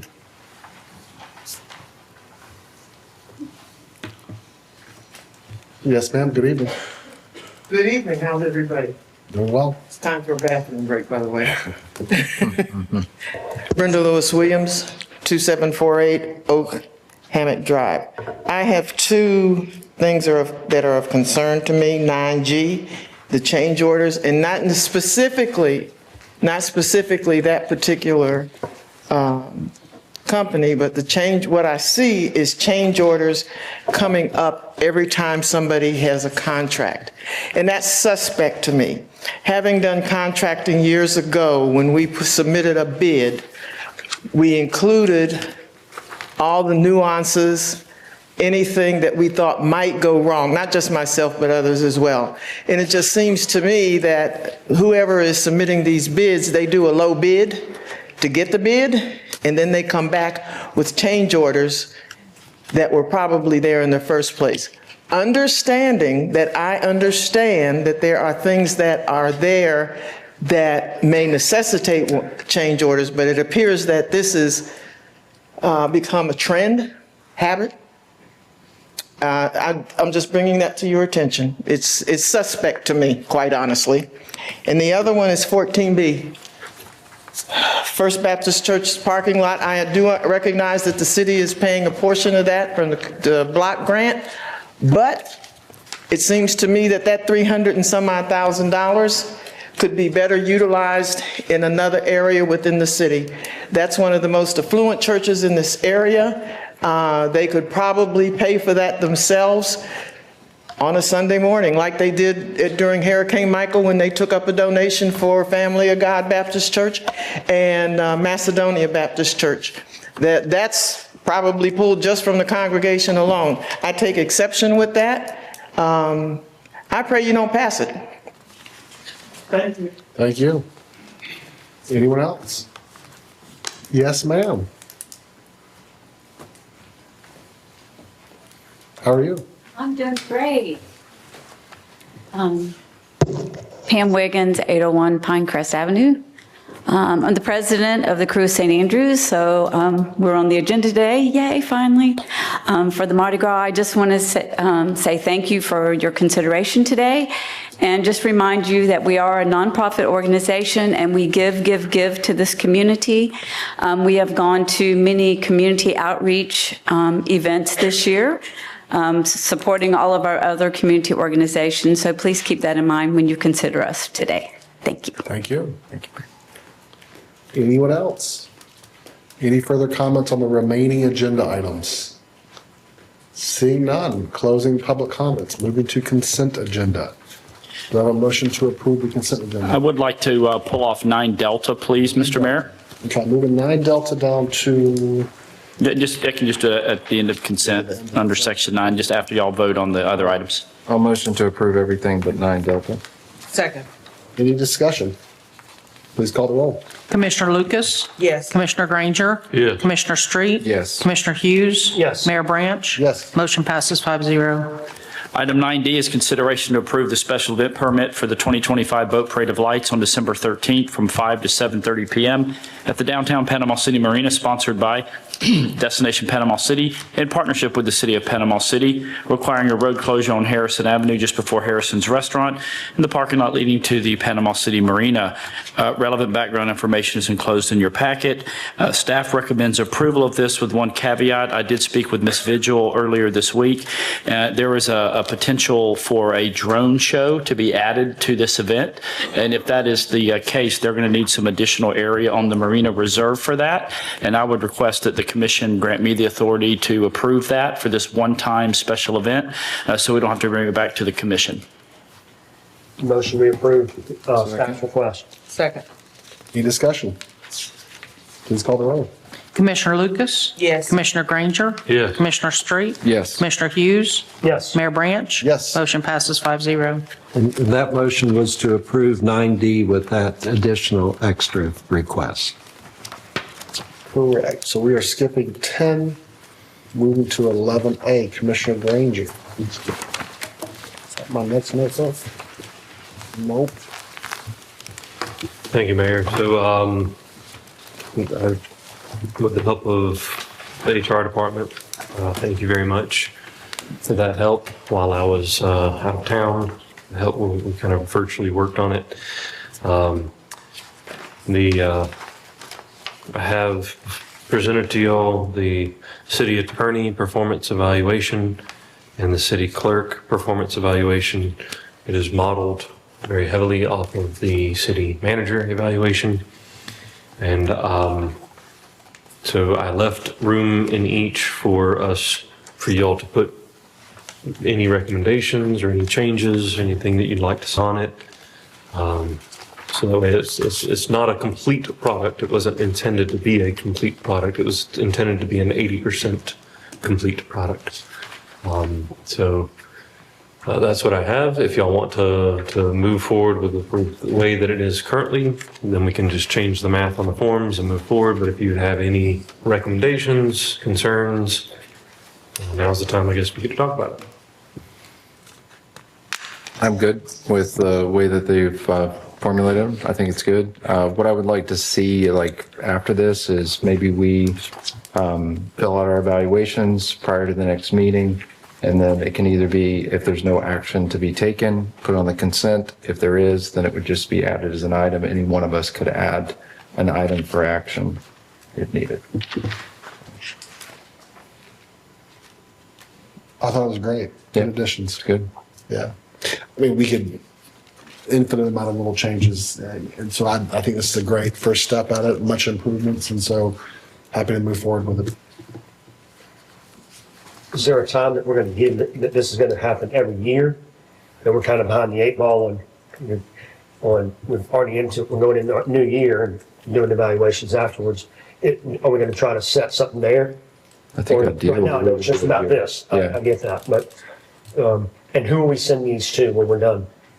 You brought it up originally. What was your intent? I mean, traditionally, you would give them to the clerk. The clerk position is the one that holds all public records. So to me, in my mind, that makes the most sense. And all of them, obviously, this, I mean, you can do whatever you want to, but what I'm going to do is I'm going to talk to each one of these folks and say, this is where I've rated you, this is where I've evaluated you, before it goes, you know, on an agenda, you know, to give them the professional courtesy of, hey, this is where I think. That's the whole point of the evaluations, is to spark improvement, or just, hey, I think this is what I'd rather see. Good job here, that kind of stuff, right? So that's what I'm going to do, and then I'm going to hand them over to the clerk. All right. Yeah, I think that each commissioner could do exactly what Commissioner Granger indicated. And then your completed form, you would provide it to the clerk, who would then provide it to. So each commissioner will see each other commissioner's completed form, and all completed forms will be attached as part of a consent item at the next meeting. All right. Okay. I like it. Do you need a formal adoption of it? It would, I think it'd be appropriate to approve the forms. Okay, so I'm looking for a motion to approve the forms. Motion to approve forms with the evaluation date for next meeting. My bad, second. Any discussion? She took too much of a pause. Please call the roll. Commissioner Lucas? Yes. Commissioner Granger? Yes. Commissioner Street? Yes. Commissioner Hughes? Yes. Mayor Branch? Yes. Motion passes 5-0. 11B, Commissioner Green, or Street, excuse me. You know, you feel like you could get my name right at this point. I confuse them all the time. You really So this is, obviously, we're kind of in something that's only happened a few times. And we do live in an area that has a significant amount of military, government contractors, and so on and so forth. So, you know, I appreciate Jan putting together a temporary relief policy for federal employees. I'd personally like to see us adopt it. I think there's some that have gotten paid through this week, but next week they will not get paid. And so this is just kind of the compassionate thing to do, and just help them through the interim until hopefully they get paid back for everything that they've lost at some point when the government reopens. Commissioner Street, would you entertain a friendly addition to this compassionate? Absolutely. Yeah. Perhaps, and add those who receive SNAP benefits, as it is now determined that there will be no SNAP benefits in November.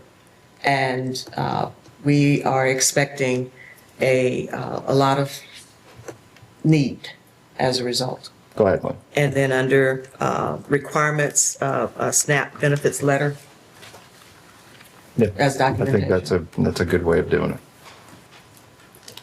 I like it. So we have a motion with an addition. Is that correct? Yes. So I'll motion to add the SNAP benefits to this same policy by providing a letter of I guess there's a letter of Yeah, eligibility. they receive a SNAP benefits SNAP letter at a time benefits. certain. There you go. Okay. So we'll add that to it. And you're going to second that? Second. Any discussion? Yeah, which, this is a deferral? Yes. Is it forgiveness or deferral? It's a deferral. Deferral. Okay. All right, any other discussion? Please call the roll. Commissioner Lucas? Yes. Commissioner Granger? Yes. Commissioner Street? Yes. Commissioner Hughes? Yes. Mayor Branch? Yes. Motion passes 5-0. 12A. Okay, 12A. What do you need to read something from 11B? No, I don't I think don't so. believe so. It was just by motion. Okay.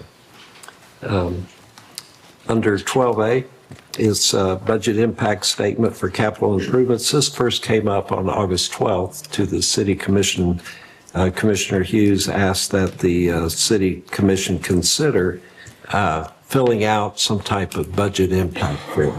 And the purpose, I believe, is that before you approve a capital project or a capital improvement, whether it's purchasing a piece of equipment, a significant piece like a fire truck, or whether it's building a significant building, that the city have the information, the commission has the information in front of it concerning the cost of the project, the annual operating cost of the project, the annual maintenance cost of the project. And so when you do make that decision, there's no question, at least there was an estimate that was made concerning those items. The draft was considered. I included it just so you could see what we looked at before.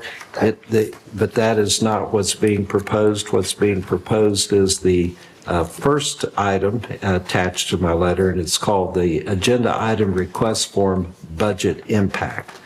And the capital improvement is defined by Florida statute, and it just says something that's long-term. In other words, a physical asset constructed or purchased to provide, improve, or replace a public facility, which is typically large-scale and high in cost. So the budget impact form defines a capital improvement as 500, something that exceeds $500,000 that otherwise falls in the definition of capital improvement in Florida statutes. Then there's a requirement to describe what it is. It'll obviously be attached to the budget impact form, what is being purchased, and also its useful life. If it's a building, it's got a useful life of 40 years. If it's a piece of equipment, it may be 10 years. What is the cost? That obviously is what you're being asked to vote on, so it'll be obvious what the cost for the purchase or construction is. And then what may be new to have immediately is the estimate of annual maintenance and operational costs. So that's any maintenance that's required. Obviously, in a building, it'll be less at the beginning, maybe more later. And then operational cost. If it's a building, what does it cost to operate the building? And then replacement costs. Then there's a question, is the estimated total cost to purchase or construct the capital improvement budgeted in this year? Then finally, is the estimated annual operation and maintenance cost budgeted in this year? So that's the form.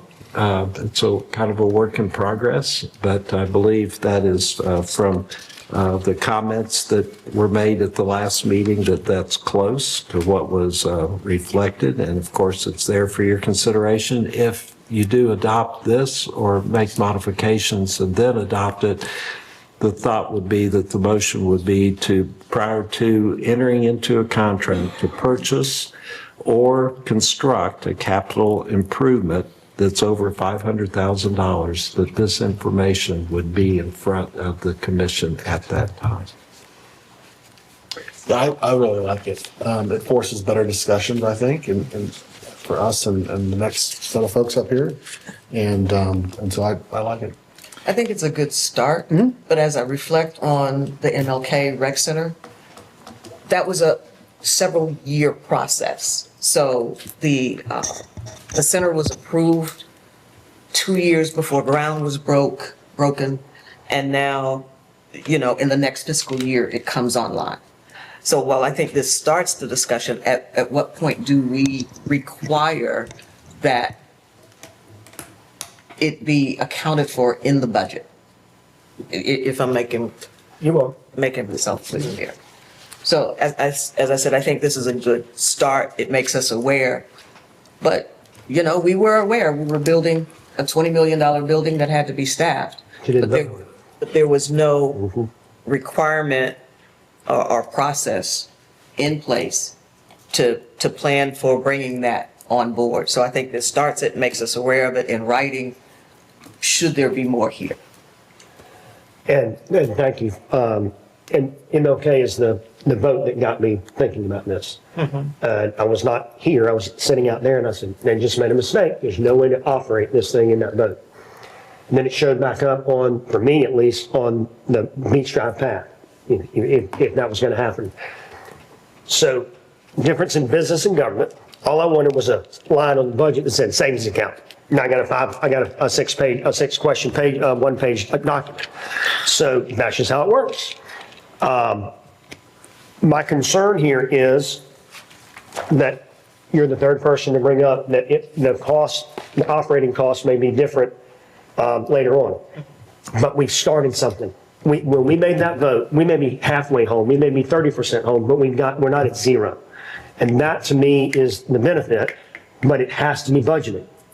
The partial or none should not be an option. We can't move forward with this if we do not budget going forward. Now, it's not in the budget right now, but going forward, it will be in the budget. Otherwise, why do you have it? So it fixes it should be in the budget problem on the vote, because we're not going to spend that money tomorrow. We're going to spend that money later. So it gives us it would have given us 2 years on MLK to start funding something there. But you have to know what the costs are. We have to know what the landscaping is, what the cost of security is, what the cost of operations, where the employees are, so that we can say, all right, this is what we need to do, and every month we're going to put a savings account in it. Yeah, it's not a perfect document, it's a living document. Yep. And it doesn't answer all the questions potentially, because there's so many different situations, but it definitely starts a conversation. But it gets the vote gets it started, and that's really what I'm after, is to try to, at the vote, we either have it or we don't. If we don't, we don't vote on it. And now that's tough to think that way, but I'm also thinking of later commissions. Is this easily understood, or the idea, and for me, again, savings account line is all I wanted, but this is what I get. That's okay. It tells a story. Okay. And so that's really what I'm after there, is to tell the story and have a vote that helps that project and the taxpayers later on when it comes online. I motion we approve the form so we can discuss. I'll second. Second. Oh, No, that's right. You can have My bad. your My idea. bad. Go for My it. bad. My Go bad. for it. now we can discuss. Yeah, we can discuss. My bad. Any other discussion? Seeing no other discussion, please call the roll. Commissioner Lucas? Yes. Commissioner Granger? Yes. Commissioner Street? Yes. Commissioner Hughes? Yes. Mayor Branch? Yes. Motion passes 5-0. Thank you. And obviously, the form can be tweaked as we work through the whole process. This is information concerning historic preservation overlay districts. This topic came up at a commission meeting a few weeks ago, and it was requested to do some research and provide that for you. Since there's been additional Commissioner Street provided something called incentives available for historic properties in Florida, and I'll refer to that in a minute. Commissioner Street provided information, as did Mayor Branch, on this topic. And because I didn't see a reason to redo the work they'd already done, I attached it for your information. What I did is that Juwan Haley used to work for the city of Tallahassee, and I had a in-house resource to talk to because they have a historic overlay district program there. So I looked at their ordinance and I did a short summary, mainly focused on the process. And I won't go over step by step the process in Tallahassee, but it involves just, defining a district, an area. It involves how you get it, how a district is created, to include the properties within that district. There's a voting process, and then there's a 2/3 approval if at least 1/2 of the people vote. What I did not immediately find was the incentive program in Tallahassee. And I appreciate this document that Commissioner Street has provided that gives us examples of incentives from other jurisdictions. And most of them are tied around similar to a CRA concept, the money that was spent, the increased value that may occur is exempt from taxes, or it would be rebated back to them. but either way, so you have 2 or 3 programs. Obviously, they're very popular within the state of Florida, and I think nationwide. And then you have this other document that deals with incentives. The main purpose today, from my perspective at least, is to further the discussion. You may want to, because Tallahassee, if you're interested in that approach, I believe Ms. Haley could reach out to some of the people she used to work with and see if somebody could Zoom in or come to a meeting and talk about their experiences or whatever you would prefer to do as far as looking at this further in the future. So there's nothing yet, this is just a discussion item. Yes, from my intention. Yeah, I clearly like this, the pattern of any places that you go in America and you say, this is nice, has a historic district overlay to protect the buildings. I was all over New England 2 weeks ago, Salem, Marblehead, Alton, Brockport, all those cities protect their buildings. Even Ybor City in Tampa, what ends up happening with these interior of these buildings is the developers will actually come in and do a facadectomy, which they'll just literally frame out the facade to keep it, and they'll drop a new building inside of it. Those are always a little more complicated than ground up, or they'll propose a literal replica, rebuilding of a replica of it. But I wish we had this 30 years ago, an ordinance like this. Yeah, I mean, we lost most of our historic buildings. And so I'd like to see signage as a part of this, to acknowledge what was. And the allowance of buildings that may not seem historically significant today, but in 50 years hence, they will be. Somehow to stop the hemorrhaging, I guess.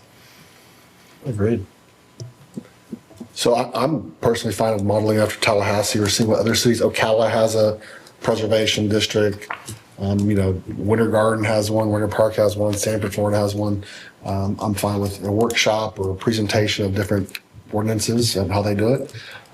Some people get really, Savannah, you go around their squares and you can't do this certain style of windows, and they're really aggressive. And I'm not proposing that. I just don't want people to quickly run to tear down things like they have been doing. Yeah. So I think we've got 2, and I was actually talking to Devin about this when we were kind of going through this process. I hadn't seen Tallahassee's their approach on how they do in their historic districts. I think there's one side, the community's already decided we have historic districts, but there's no point in having historic districts if you don't have some type of historic preservation process. So, I would like to see us focus in the areas that we've already identified as historic in our city, and then implementing some type of program that creates some type of preservation process. Now, if you guys saw the additional document, you say, why would somebody want to be a part of that? Well, you can clearly see all of these cities that were given examples, and these were just a few that I had pulled from across the state of Florida.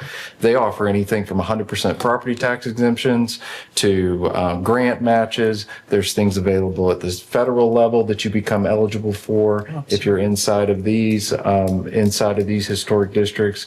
So there's a lot of other funding that it unlocks for these projects in having historic districts with specifically designated structures inside of it. So I see this is kind of a twofold piece. Identify the districts, create your framework, and then how people get put into that historic framework. I think that can be another question of conversation of what gets included into that as a part 2 in the discussion. So just so we don't get wrapped up into, hey, I don't want to be in this, or hey, I want to be in this, or all of those conversations. Let's go ahead and set the parameters, find a ordinance that we like, a process that's liked around the state, and then go from there. But I don't think it should take a very long period of time. I think these are things that we already have historic districts, so there's already been a community push to protect history. We just need to give it that extra step. No, There's going to be, I don't want to, and I want to. Oh, yeah. No matter There will be. how we try to frame it. So 1975 is 50 years ago. Is there anything historic about 1975? No. So who, That a 75 Beetle is pretty well, I nice. mean, I was 5 years old, so what, lots of questions. Who defines the area? I mean, the area. You said we need to set the properties, which ones are going to be. So are we going to tell people that own private property that their property is about to be historic? Is that what you're I mean, suggesting? if you're in a historic district, you're already in No, a sir, historic we're not. district. No, we don't have one. So Well, what I was my question is are we going to tell Judy that owns something down there that her property is now historic? So there are processes in which the city commission sets what are historic, what are not. There's processes where an architectural historic board does it.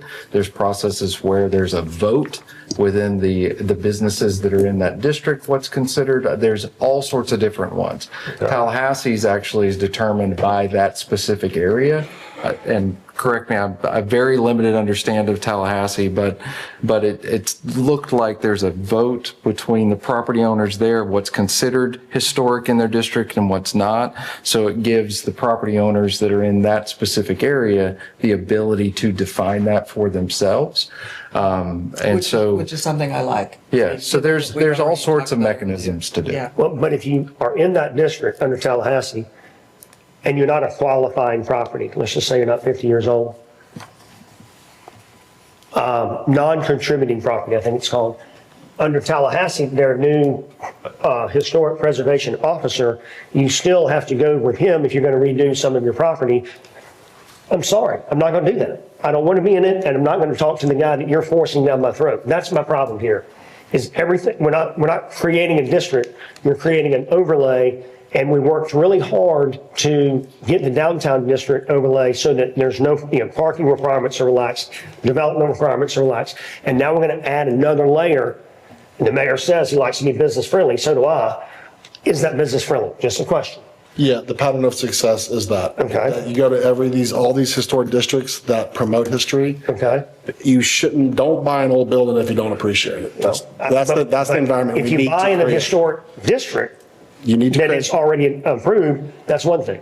If we go in and say from 10th Street to there, we're going to now make it historic, and then say the city commission is going to make that happen, that's government overreach, can't get into that. That's my problem. As we just discussed, the approach that's used in Tallahassee engages property owners, and I think that's very important that we make that a part of this effort that we're doing It now. does. To avoid what you're talking about. But it also gives the city commission the opportunity to place any property on the register that they choose. And that's what it says in there. That, the city commission, the county commission, the planning board, and the owner.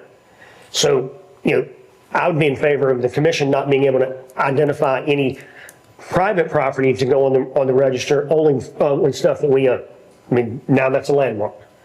If somebody wants to join it and be on the registry, that should be totally voluntary. It doesn't make sense for me to tell a private property owner how they get to use it, or I'm going to change your use. And by the way, everybody in that that's in that designation, they have to go through a rezoning process, because we now have a new zone. It's called the historic district. We have to. They're not now they're in the downtown district. We got to go to the historic district. Am I correct? Well, I think it's all to be figured out. Right now, these are guidelines. But we start with the premise that government is telling the private property what to do with it. If you agree with that, then you're okay with that. I'm not. Automatically, the government is in charge of telling you, because you bought something 40 years ago, and you've been owning it and operating it, now it's a different use. What does the planning board enforce? The planning board gives an opportunity to get to us. All they do is they vote and it comes to us, or they deny. They enforce the rules and vision that the citizens hold near and dear to their heart. How we want things to look, how big they should look, where they should be, what kind of, and so this is just another layer into the land development code that further protects the asset that we have. And things, my dad actually said the exact same thing after the hurricane. He said, that old thing's not that old. It's only from the 70s. I'm like, it will be old very soon. And I wish that the Cove Hotel was still there and the Dixie Sherman was still there and all those parking lots you see downtown where the buildings used to be. It would have been real cool if we would have an environment where people appreciated that and kept that and the city encouraged it. And they didn't. And we have very few buildings left. And I've spent $10 million saving old buildings, and that's how much I care about them.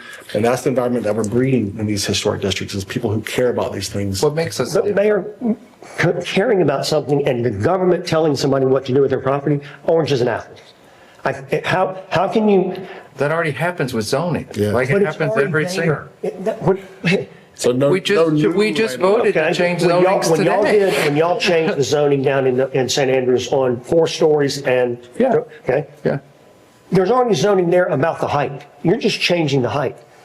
They know that going in, that We they're. changed setbacks, we changed all sorts of density Yes, you did. things, we Yes, you changed did. all sorts of stuff. But you didn't tell somebody it's going to cost them an engineering fee. It's going to cost them, they have to use specific items, they have to get approval. You're now restricting the use of that property, the government is.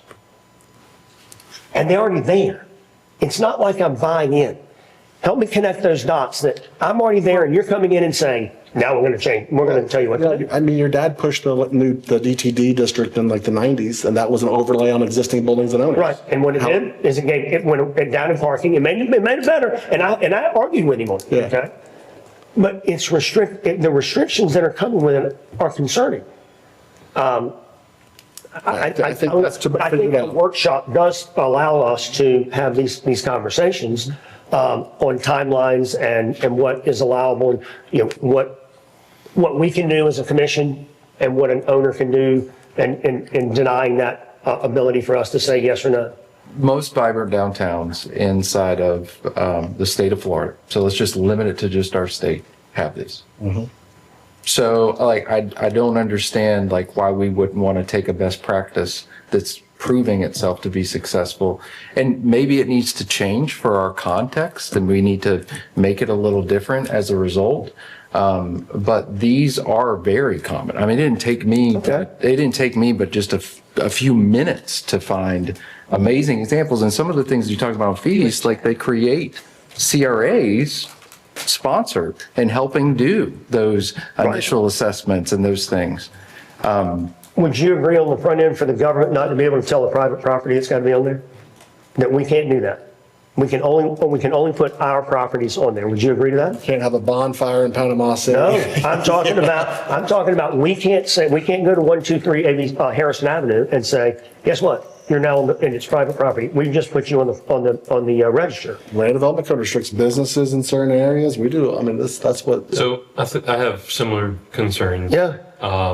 And I do think that it would be best for us to just push this to a workshop so where we can discuss it more freely and continue on the business that we have tonight, because we have a lot more. I like it. Yes, I agree.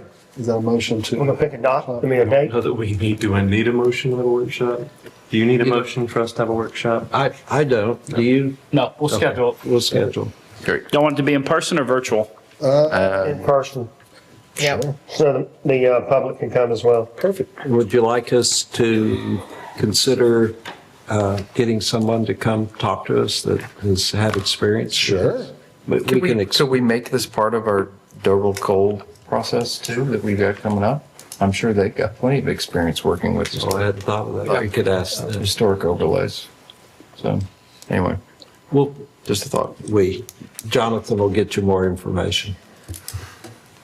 Sounds good. Item 12C. 12C. This is still under city attorney.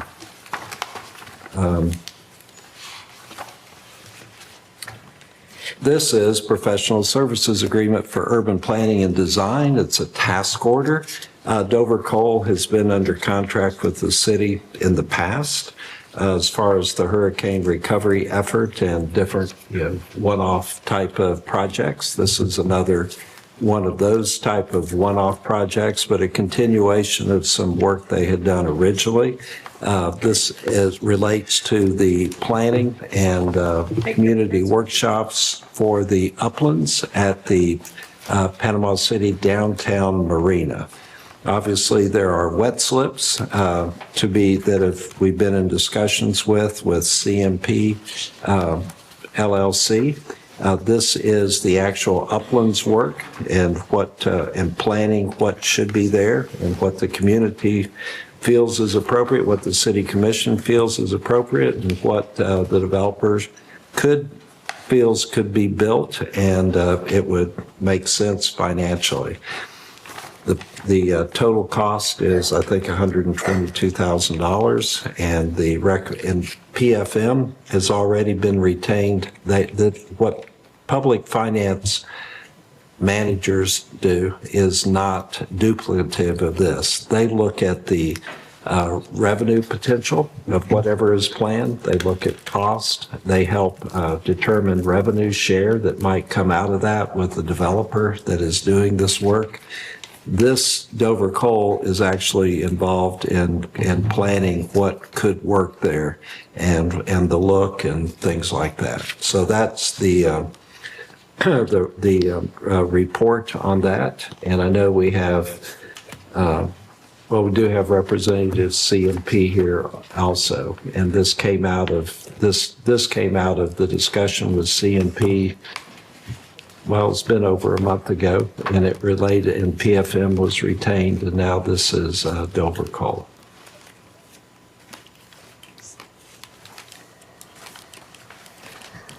Yeah, I love the shrub.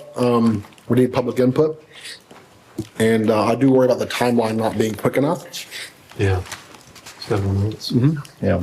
It's my main concern. That was my main concern last time, is I think in keeping incorporated the wetlands as far as in doing slips, it's going to constantly create a delay in this process. We desperately need a solution to just doing slips and marina operations. I don't know about you guys, but I'm now getting people that are reaching out to do that. I would love to see it continue forward with CMP, but if they absolutely do need the uplands improvements, we're going to have design ready in a month. And if we don't get a agreement going for construction, we're going to be sitting with fully designed plans and not being able to construct what we have. St. Joe's going to be ready in March, February, not next month. I got December was the last update that I had. No, for the 50. Remember, you and I batted back and forth on them paying, CMP paying for it, or St. Joe. And when we went to St. Joe, and they'll be done in February. There's 2 dates. There's 50 slips. For all of it? Well, yeah, 50 slips in December or so, and all of it in February. So just like in St. Andrews, we can start construction in December. So that's the timeline that I was on board with walking through this process last time to see if we can get through it with the communication that it's a very bold timeline, and now seeing this schedule, I think it's time for us to get the slips built, and we're going to be ready for construction in December. We need to have an agreement on this commission's table to just do slips and marina operations so that we can proceed forward with construction. I hope that that's with CMP. If it's not, then we need to give staff the instruction to go forward with finding some alternative options for us. Who's calling you? Who's the? Over the years, there's been multiple ones. Who are they? So I had Alliance Marine. Kings, Knights Marine. They do 13 municipal marinas all across the state. There's. And they're calling saying what? This is the first time. They're just, hey, we see you guys are stuck in a process.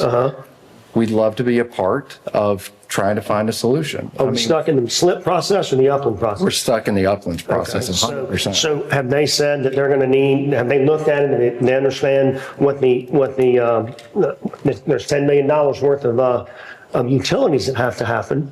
Do they know that? Well, there's not $10 million worth of utilities because we have a FEMA process to work through for most. Well, $5 million, I'm sorry, yes. Do we know what Alliance, That's what I want to give instructions to staff to start getting those answers. Well, I'll tell you what, how about this? I'll make a motion that we have a special meeting in November to accept CMP's term sheet on, just to talk about it and work through it. And that way we get them set up with us on on slips, and it gives us 3 months to operate work on an agreement, and it's not going to be when the term sheet is. It's going to be line by line. We like this. Okay, we don't like that. So it slips only. No. The term sheet that was presented to us, the last one, and I don't have a copy of it. The one that has 300,000. We have not, as a commission, we haven't given a chance to try to make this deal work. We haven't. The reason we are where we are is because of us, nobody else. Okay? We get to this point, and then there's the gap, and you're talking about it. What is it? It's the gap. So maybe we ought to have a meeting, public, bring them, bring us, and let's talk about, can we find common ground? Because at the end of the day, the upland is never going to get done unless St. Joe does it, unless there's an agreement between somebody, a developer, and them. So let's at least have that chance. We haven't had that chance yet. Can we do that? Can we agree to have a meeting and try to work through the term sheet? Because we never voted on it. So I'm not voting in favor of any square footage deal without having a photo. You don't have to. You don't have to. Picture. So you're saying a slips only agreement? No, sir. I'm saying the CMP sheet, a term sheet they gave us talking about slips and the upland. Okay. We have never acknowledged that we received it through a vote. We've never tried to say we like this idea or don't. The city, I'm tired of being asked the same thing, except what I'm hearing is y'all aren't doing anything. What are y'all doing up there? Where's the marina? I'm being asked, why am I so hard on getting the marina done? I love it. I ran on it. It's been part of my life. I want it done. As a citizen, I'm really mad that we don't have it. As a commissioner, yeah, we are duty bound to give it back to the citizens' operation, in my opinion. So that's not just the slips. But that's the sticking point. That's right. Because when we say give it back to the citizens are very concerned about what goes on that upland. And let's have a meeting about it. We've never gone through that to say, let's talk about it. No, ma'am, it's not. This proposal right here, all it does is the slips. What's wrong with having an open conversation about the term sheet? I don't care which one it is. I think there's been two since I've been Make here. a motion to deny the term sheet from two meetings ago. No, we've never had a vote on it. I mean, we could vote on it today. I mean, is there some, I'm just asking, what's wrong with having a meeting to vote on something that we have not voted on yet? I feel like I voted on it. I voted on it very clearly. If we do not have a public process to uplands, I'm not going to sign off on 300,000 square feet on a public marina. And you get to vote on that. What's Okay. wrong with Well, do we want to vote it what's wrong with today? that? I mean, like, I think what Alan's saying is true. We can vote today. I mean, I feel like I already made that decision and communicated that very clearly. This is going to take 7 months to get through this process. 7 months will put us outside of the timeline that we already discussed. I'm just saying, let's look at all options on the table. Okay. You've lived in this experience longer than I have. You've worked with CMP. Yeah, which they've been very good they're safe partners. over there. At SAM. We've had 3 economists tell us, 2 we paid. So the city has hired 2 people and said, you have to have the upland in order for it to make it work. But the whole premise And they of the were study was city- based they were on city construction, marinas. the construction cost that we didn't even have the plans. Hold on a second. And that's what I want to get is how much does it cost to build the thing Of what? that we're designing? Hold on. The whole study Why was does it based matter on when it's not our money. It does matter. Okay, why? If you're not spending $1, why does it matter what it costs? Because we hold the public trust. Okay. Okay. So what ultimately goes there is our responsibility. That's different than the cost. Different than the cost. Alan wants to know, the mayor wants to know what the cost is when we're not spending a dime.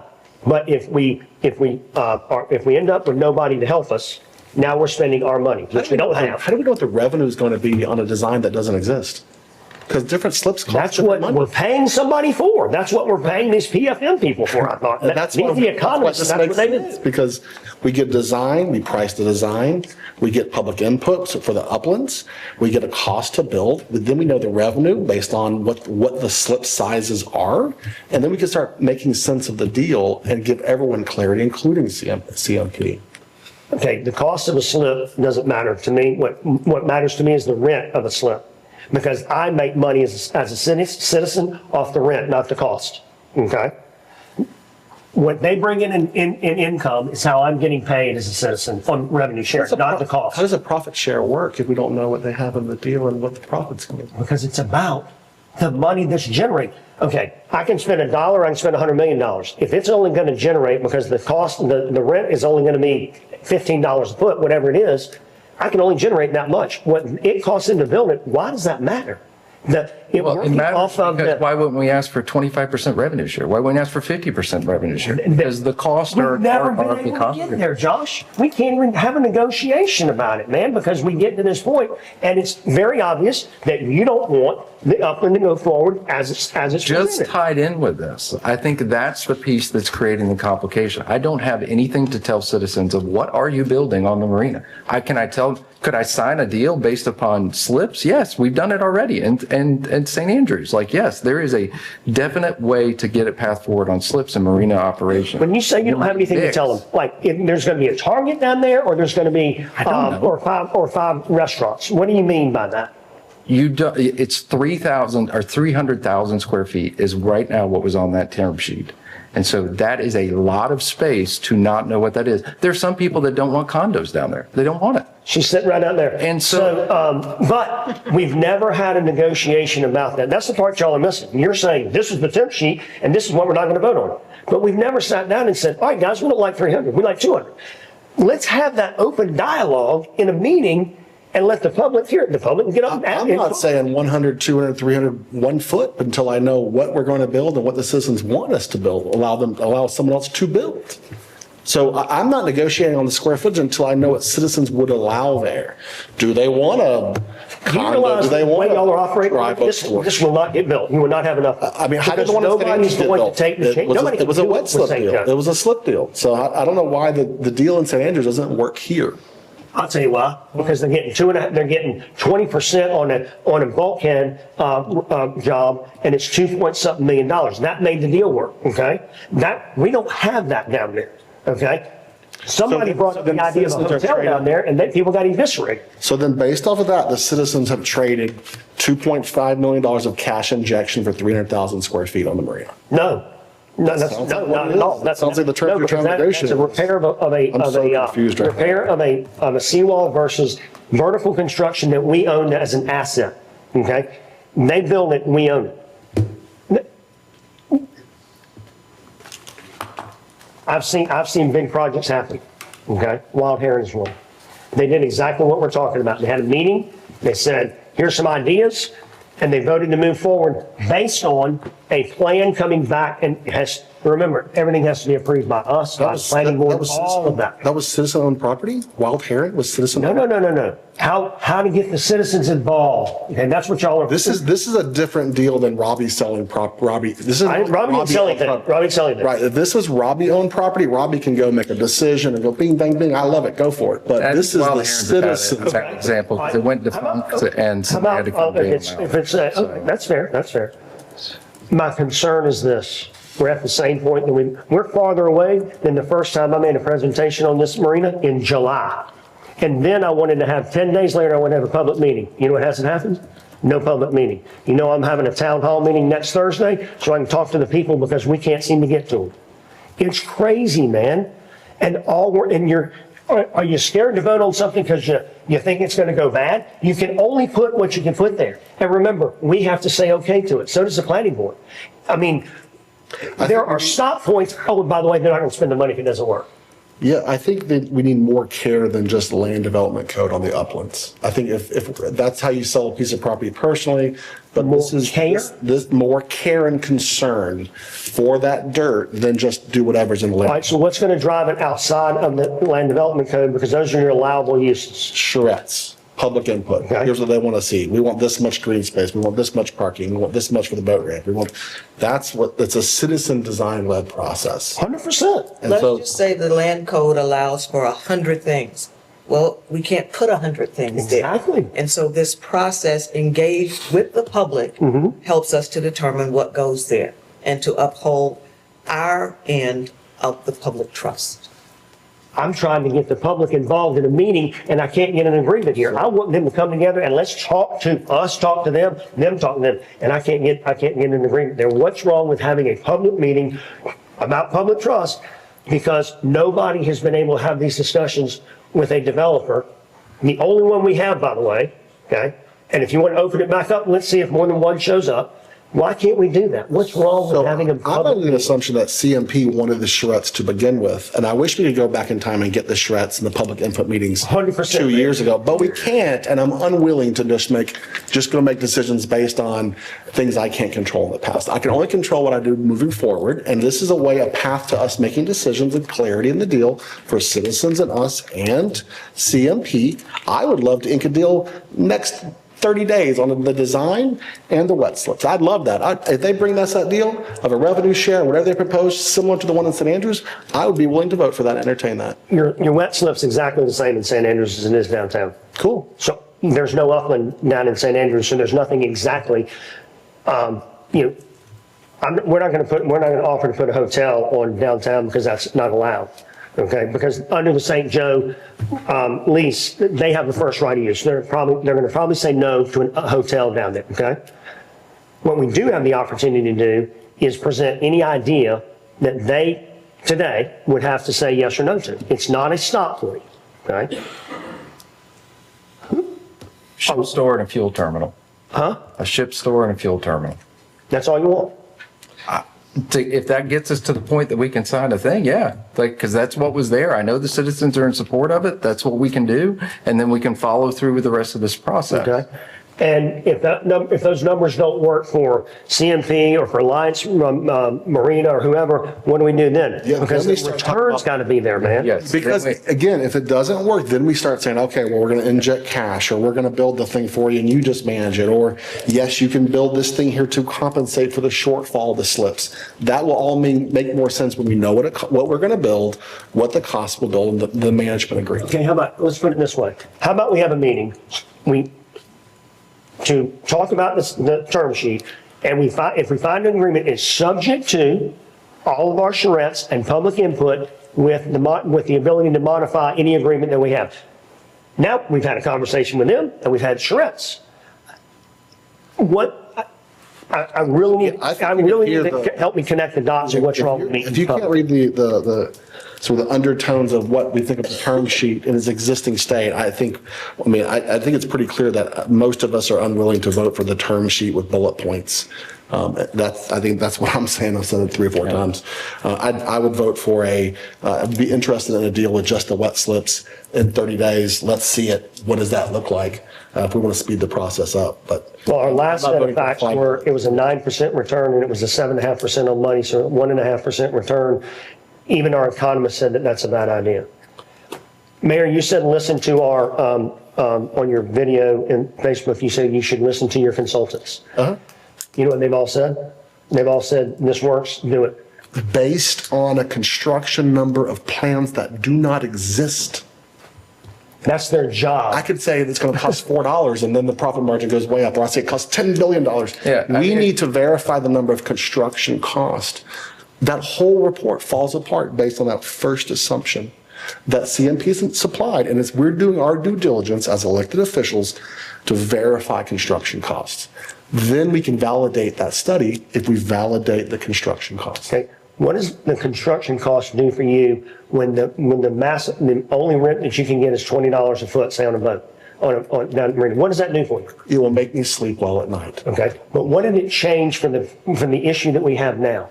Let's say they spend $20 million, and the most they can pull out of each month is $2 million in rents, because that's what the market pays. And we will know that when we have our own data that we can explain to the public and show them this deal falls apart, and we have to do these things now to make the deal work. Wouldn't it be nice to be able to have a conversation with whoever was UCMP and say, if they agreed this way, we're going to do it, and we want this. And now we're going through that and saying, we've got an agreement on this, but we've got to have this happen first. Remember when Brian said to get to the upland, you have to finish the 50 slips? That was a performance move. Yeah. Okay. That can be an agreement that we have going. Just to walk away and say, we've never tried it. We know it's not going to work, but we're not even going to have a conversation about it. Doesn't make sense to me. And you three have been living with it for the last 2 years. Why not at least try?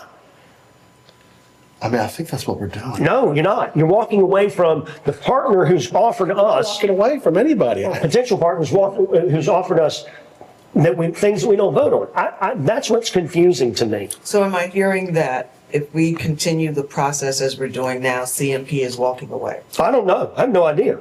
Okay, so what are you saying then? I'm suggesting that we have not given ourselves or CMP the opportunity to find common ground, because when we get to this point, Commissioner Street and the mayor say, I'm not moving forward. They don't want to have that conversation, even negotiations of what has been put in front of us. I can't negotiate a deal. But you're agreeing to the slips. Okay, you just said it. You're agreeing to the slips. I have not agreed without, to anything. without any design. I want to see the design, so then we can price it out to build it, and then we can talk about the management agreement and base them. See, like when you muddy everything together, it doesn't bring clarity. That's actually the opposite of transparency. I want to see singularity of deal points so that I can't explain this deal to anyone. And we haven't done them a favor. I wish in years past that we had gotten the charrettes and gotten the plans done. We were ready for this, but I can't in good conscience move forward without those deal points that we verified. So You got two leases. I never anticipated in the conversation for rebuilding the marina that we would be talking about 300,000 square feet with rebuilding 200 and something slips. That was not on my table as far as what I thought through this process. Okay. So having that large of an uplands development alongside trying to rebuild the slips was not on my table at any point in time, whether in the RFP process or anything else like that. That is new to this specific process. I understand that there was, at a point, there was a request for $10 million worth of improvements, but that is no longer there. And so now that should shrink in size to what is needed to make this deal work. And we are approaching the point in which we will be construction ready with no agreement to start. And that is the piece that I am concerned about, because you can't start construction until you have design. And in December, we're going to have 50 slips that we can start construction. No, you won't, because the mayor wants the design priced out. He wants to have a public meeting about it, and then you'll be able to do that. So sometime in July next year. When you start construction, I want to know the construction cost, if we should build it or have a partner build it. That's all I know. We don't have the money to build it. We don't have the money to build it. We might not, but I want to know what it's going to cost. We've all gone from, we don't want to do anything, we don't want to have anything, we don't want to manage it, and we don't need to manage it and operate it. And guess what? Somebody else will pay for it. Wow.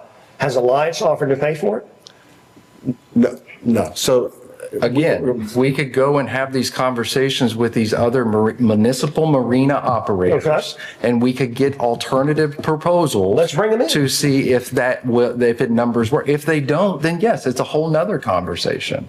But I think what the path forward is right now, with what we have now, we have a working agreement with this group in St. Andrews, and it's working. If Uplands is required to do this agreement, then yes, I want to look at cost. I want to look at what that Uplands is going to be. I would want to look at what other alternatives do we have, and we're not entertaining any of those right now. Does anybody know how many square feet the Civic Center, the library, and the City Hall were?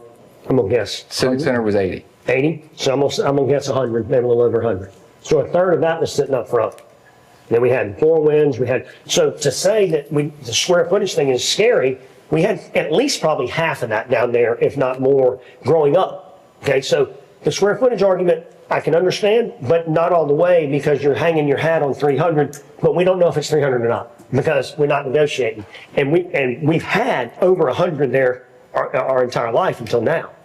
So that, again, trying to connect the dots on what the holdup is to have a conversation. I'm not asking us to sign a document. Necessarily against the conversation. I'm just wondering what is going to be presented in that's different than what we've already seen. Well, obviously, from your point of view, nothing. Okay. But from your point of view, since you're arguing this so hard, what do you expect? I want to sit down and say, all right, guys, what's the minimum you can live with on square footage? Where do you think you're going to put some things? Let's move things around on a board. Let's do whatever, but let's have a conversation about what you're concerned about. Isn't that what Dover Coal? No, sir, it's not. So your approach is the very thing citizens are telling us they don't want, which It's is, public. The meeting is. Okay, go ahead. which is to negotiate with one entity versus of their vision without the community input. No, ma'am, that's completely wrong. My vision is to have the public and us and CMP, because they're the only ones we have, all in the same place, to talk about vision. We haven't had an opportunity. What I'm hearing is, why can't the public hear about it? What's going on? Why are y'all doing it? Because we get to this point. And quite honestly, I tell them, Josh stops the deal. What point, Okay? we've gotten to this point. Here's the gap. We've had a shred on the Stop marina. anything, just. We've had a proposal for a charrette on the No, we marina have. that stopped. No, we Because didn't. I'm completely We unaware got a of that. charrette So then coming in that's December. incorrect, Robbie. You're making incorrect statements. We have not gotten to this point and stopped it.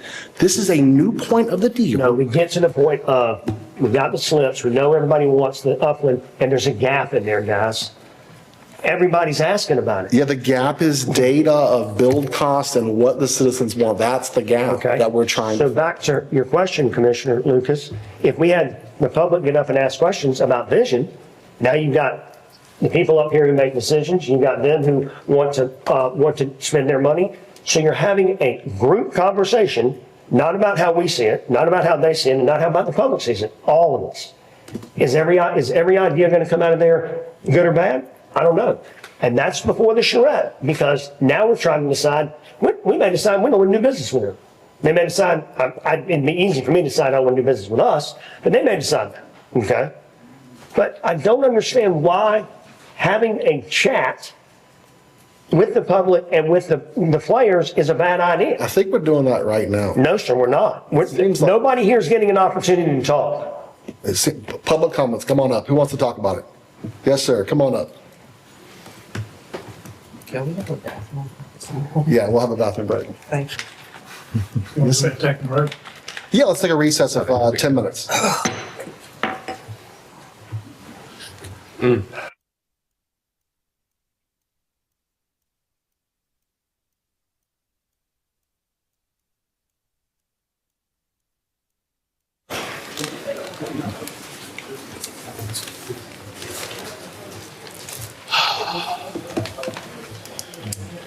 William Harrison, 101 Harrison Avenue for CMP. I guess I've got to cover the waterfront in 3 minutes. So I'm not quite sure how to do that.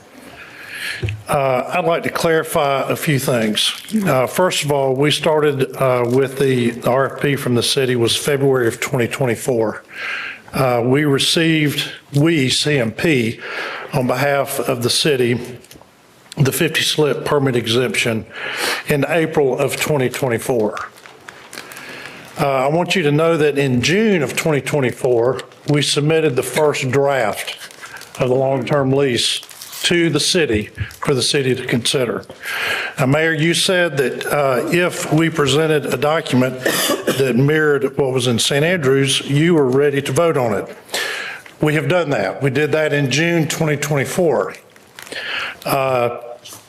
Now, Mr. Street, you have some comments about, it was news to you about the upland uses downtown. You know that that was an issue at St. Andrews because municipal marinas will not stand on their own with slips only. The advertisement that the city put out there was for the entire marina. It was not just for the slips. We responded to that. We're the only fools that responded. And so here we are approaching 2 years later, still negotiating with you. Now, concerning the language that we proposed for upland uses, if you would look at page 15 of the St. Andrew Marina lease that the city has executed with us, and page 14, beginning with one of 3 drafts of this agreement that we sent to you for your review, which you have not reviewed and have not voted on. We have sent also an interim agreement with the prior administration that was not considered. We have sent either 2 or 3 term sheets that have not been considered. You have said that you're concerned about the public's input. We proposed, as Mayor, you pointed out, in our submittal at the very beginning, nearly 2 years ago, that we wanted public charrettes at the very beginning. The city told us they were not interested. And so we get to this point to where the donkey is turned around backwards. I would like to suggest to you, for all of you, to go look at the Dover Coal report that was done after a week of charrettes that started on a Monday and ended on a Saturday for the downtown marina. Now, they can be updated and they can be modified. They can be improved. The city commission learned from the public during all of those charrettes. And I don't know how many pages this is, 30, 40, 50 pages. What the citizens are looking for on the downtown marina and what the uses are. Now, it does not get to how many square feet, but also what Dover Coal did as part of the neighborhood plans, they provided a drawing for what they proposed coming out of those charrettes, which is in addition to the John Anderson drawing that all of you are familiar with, which is in addition to the Wooden Partners plan. The city has paid for this 3 times. And I understand you want to do it one more time. And that's fine. And we're happy. We have a lot of confidence in Dover Coal. And we can work through those plans and whatever it is that comes out of those. We are here to find a solution. We have been here for 2 years to find a solution. It is the city commission that is not working with us to find solutions. We are shooting in the dark, trying to figure out what in the world the 5 commissioners, whether it's the previous commission or this commission, is trying to do on the marina. We have thousands of hours unpaid in trying to find a solution for this commission and for this city and for our neighborhoods in rebuilding that marina. Now, 7 years later, there are proposals on your desk that you have had on your desk for over a year. Over a year. You've had 3 different versions of what we're proposing, and they're only modified because of the information that we get from you. You have not responded to any of those. Now, to the point that is raised about would we move forward for slips only? Josh, you seem to think slips only. Let's do slips only and move forward. We can't do slips only at St. Andrews Marina. We've already been through that. The previous commission looked through all of the financial modeling, trying to make that work. It didn't work. The city pledged and honored to, or committed to the public, they were not going to spend another dollar on the St. Andrews Marina. And so it was our responsibility to go figure out how to make all that stuff work, even though it's going to lose money. I don't have the ability to tax. I don't have the ability to assess. You can. The previous commission can do that. But the city's decided we're not going to do this. It's too much of a risk and we can't afford it. So we want our fellow citizens to go take that risk. And so we have stepped up here and offered solutions to try to address that at St. Andrews and now downtown. When the financial modeling didn't work with our consultant, Fishkind and Associates, with your consultant, Owen Bice, that said, this is a loser from the beginning and you're going to lose your shirt. You put $20 million into this and you're going to lose 12. The solution from the city was, how about if you put a hotel on there? Does that solve the problem? And so we went and modeled all that and we came back and said, yes, that will work because we need additional revenue. In this very meeting, with me standing at this very podium, I was short of being crucified for presenting in a draft lease at the city's request what a hotel would look like. The reason why it was put in there is because that project, slips only, loses money. So the city came back and said, okay, We've heard from everybody in the condo, they don't want a hotel. So how about if we do a cost plus on the bulkhead?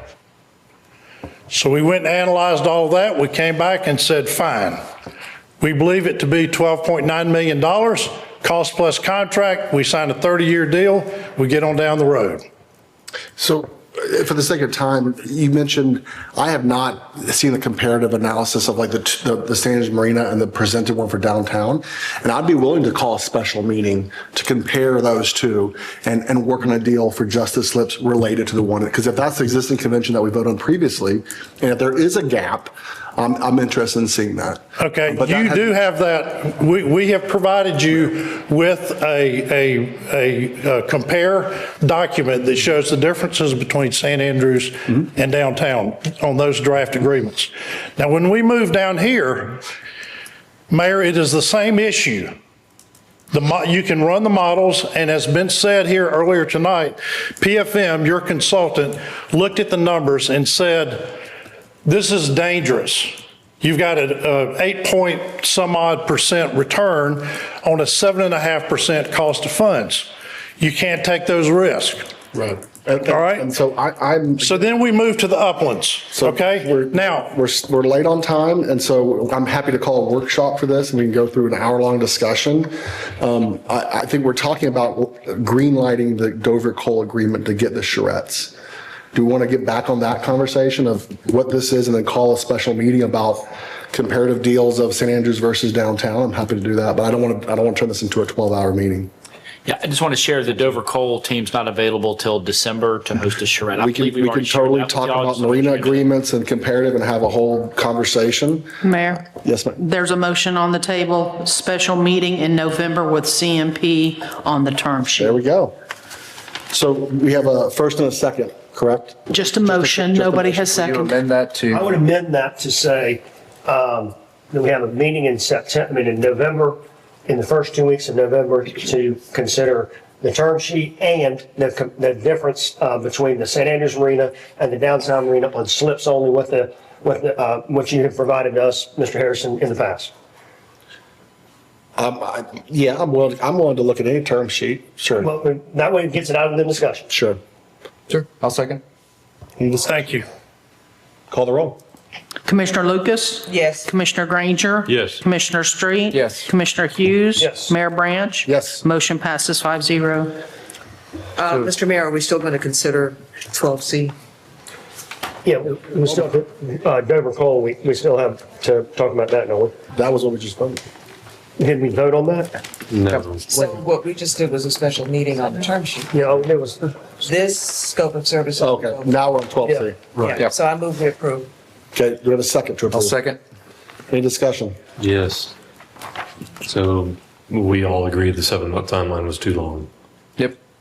So I'm sorry. We all agreed that the 7-month timeline was too long that is correct. for this. I agree. So, I just wanted to kind of pause for a second, because we have a motion to approve in a second, and, So we can ask if Dover Coal can speed it up, or we can move forward with the timeline that's existing, or enable staff to negotiate the. I think we work at the timeline that is demanded by the citizens, which if it takes 7 months, it takes 7 months. Now, if we can get to a slips only piece, that could completely change everything. But if it's going to involve uplands, I'm in favor of going through the public process to identify the uses as what the public will support and having there. I don't think the public demanded a 7-month process, though.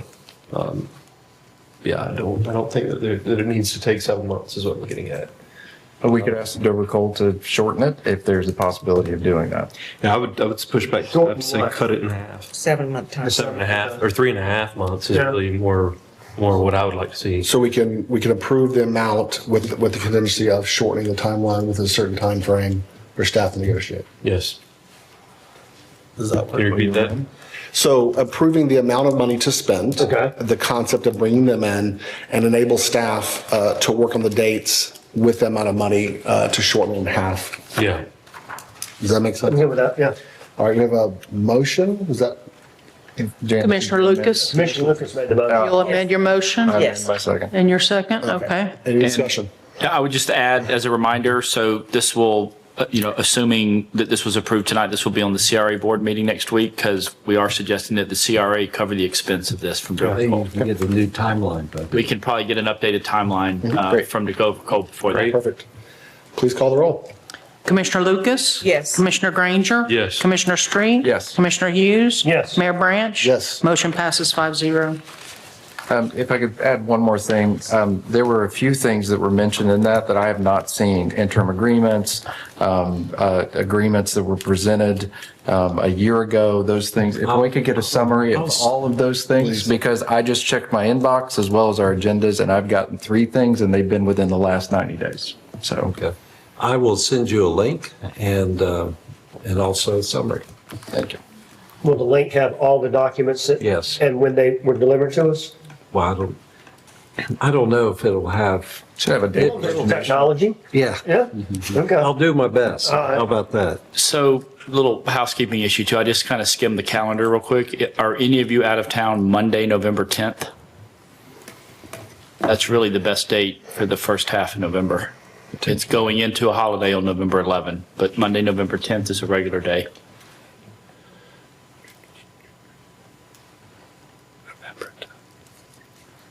Ms. Smith, Mr. Zimmerman, are y'all available those days? Yes. I'm Okay. available. Let's do it. I'm good. Yeah. November 10th, what time? But you'll be in room 10, so we could host that here. Okay. All right. Okay. We'll figure out the location, but we'll plan for, I'm assuming you'd want a 4:30 and not a 8 a.m.? Okay. Okay, item 13A. Item 13A is consideration to approve a one-time lifetime adjustment for utility bills. As background information, at the commission meeting held on September 9th, 2025, there was a desire by the city commission to provide relief for customers who have experienced an unexpected and unexplained spike in water usage. The attached policy is in response to commission's request. The policy has been approved by the city's holder of revenue bonds and the state of Florida's Department of Environmental Protection, the issuer of the state revolving fund loans, approved the policy with the provision that it does not interfere with the city's ability to meet its debt service requirements. Staff recommends approval of the one-time lifetime adjustment for utility bills attached hereto. Point of order, Mr. Mayor, we are beyond 7 PM. We got rid of that rule, I thought. We got rid of it? That's correct. We're here all night, ma'am. Here all night. We bring Not pizzas in at midnight. Not and happening. Ice cream at 1. Not happening. All right, so do we have a motion to accept? Second. What Is that was a the question? Who was the motion? I'll motion to accept.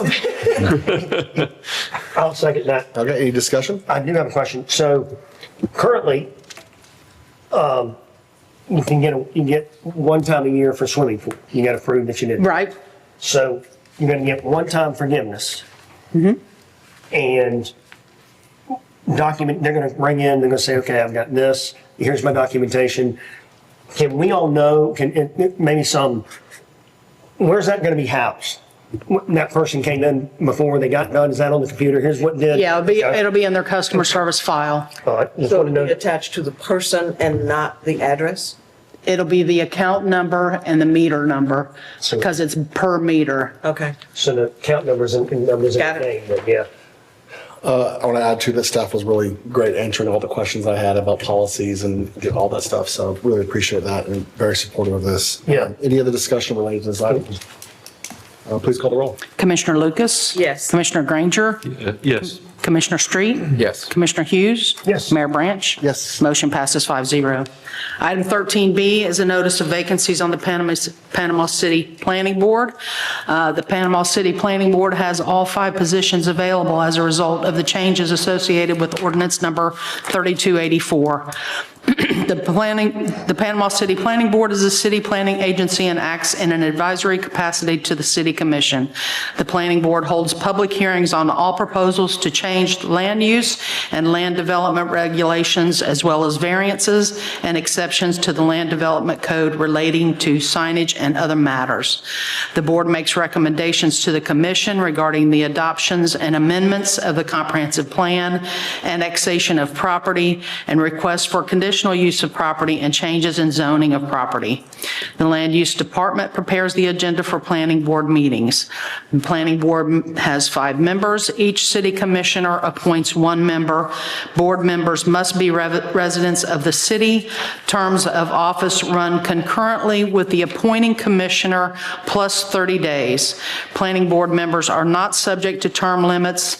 Planning board meetings are held the second Monday of each month at 4 p.m. and applications are available on the city's website at www.panamacity.gov. Are you looking for nominations tonight or just? You are free to make nominations. I have the list of people who are on the board if you would like to hear those. Does anyone want to make nominations tonight? Yeah, I'm fine making mine. I'm ready. I can be. I'm not ready, but you guys go ahead. All right. Never know. So we get 4 out of 5 tonight? Yeah. I'll nominate Sterling Anderson. He's been a long time resident of St. Andrews and look forward to him serving. Sterling Anderson for Commissioner Street. Okay. I'll nominate Aaron Rich. Aaron Rich for Commissioner Granger. It's oftentimes confused for me and it makes it very difficult when he makes. He does. Mr. I've Rich, gotten yelled at for his decisions before. Mr. Rich is a current member. Yeah, he's a current. Mistaken. Now that he says that, I'm like, yeah, What other nominees do you have? I don't see that. I nominate James Barker. James Barker. and I nominate Brian Neubauer. Brian Neubauer. Mr. Mayor? Nothing for me tonight. Okay. Congratulations all. We don't have to make a motion or anything? Motion to accept them or anything? I guess they're making their own, I don't have to, if it's their nominee, I don't have to approve it. I didn't hear what you said, Mr. Mayor. I was saying, like, if it's their nominee, it's not like we have to approve it as a board. We just- That's not, the ordinance does not address that. It says each city commissioner appoints one member. Yeah, we just publicly appointed. That it is. Shouldn't there be? There should be a vote on that, shouldn't there? We'll just motion to accept. We're gonna hear from the parliamentarian. That's I you, think- Nevin. Thank you, Commissioner. The ordinance was patterned exactly after the counties, and it does not say specifically to have a vote by the county, I mean, not by the county, by the city commission on that. It would, I assumed it would be nice to have a vote, but it's not required. Yeah, we can move on. Okay. One thing, there's three of them are reappointments. And obviously, I think your appointment would need to fill out the paperwork. Yeah. and submit I'll have- it. Okay. It just seems incomplete if I'm nominated, that the nomination should be carried. Yeah. I motion to approve all current I'll nominations. second that. Thank you. Thank you. Give a second. But what I was asking, I didn't, did you nominate someone, Mr. Mayor, or you, okay, you All didn't? nominated ones. I'll nominate it. Please call the roll. Commissioner Lucas? Yes. Commissioner Granger? Yes. Commissioner Street? Yes. Commissioner Hughes? Yes. Mayor Branch? Yes. Motion passes 5-0. Item 13C is just a housekeeping item. I have a request to clarify a motion from the meeting of October 14th, 2025. Item number 12E was erroneously approved. The motion was to approve the property acquisition of 705 East 15th Street, but the topic of the item was actually 704 East 15th Street. So I just need another motion to repeal the 705 East 15th and approve the 704 East 15th Street. So moved. I'll second that. Any discussion? Please call the roll. Commissioner Lucas? Yes. Commissioner Granger? Yes. Commissioner Street? Yes. Commissioner Hughes? Yes. Mayor Branch? Yes. Motion passes 5-0. Mr. Mayor, just going back to the Planning Commission, it's my interpretation of the action today that there are now 4 members of the Planning Commission until you appoint a 5th. So you'll, I mean, or I would say I'm In other fine, words- I'm fine with my nominee not starting until, Ellen, are you going to nominate next meeting or are you? Yes, for sure. Okay, so I'm fine with delaying that until Because there's a planning board meeting before the next commission. November. meeting. that's why I'm bringing this up. Yeah. Okay, to further complicate things, Why don't I amend and put mine effective, How about subject to, yeah. effective Okay. December. Thank you. Okay. So that means that the current 5 members will continue to serve because 3 of them got reappointed, but all 5 will continue to serve until the end of November or through their November. I mean, we could say the end of the year. I think that's fine too, if that's what Yeah. makes it easier. I don't know what the planning board is in December. Mr. Fuller, is there going to be a planning commission meeting in December? I assume so. But it could be, Cut off, that's what they did. Just start January. Is that fine? That works. Okay, let's January 1st? let's do that. So amendment to the motion or?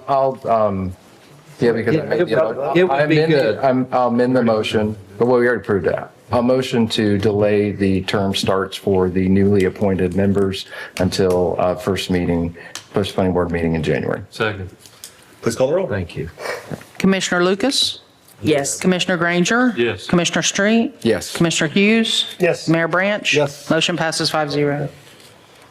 Effective January. 14A. All right, item 14A is consideration to approve piggybacking the contract between Asphalt Paving Systems, APS, and the City of Gainesville, Florida to perform microsurfacing pavement preservation in the amount of $243,015.00, and acceptance of the quote provided by Emerald Coast Striping, ECS, to perform the necessary thermoplastic striping in the amount of $54,660.00, and to approve Budget Amendment Resolution 2025-1028.1 in the amount of $319,975.00.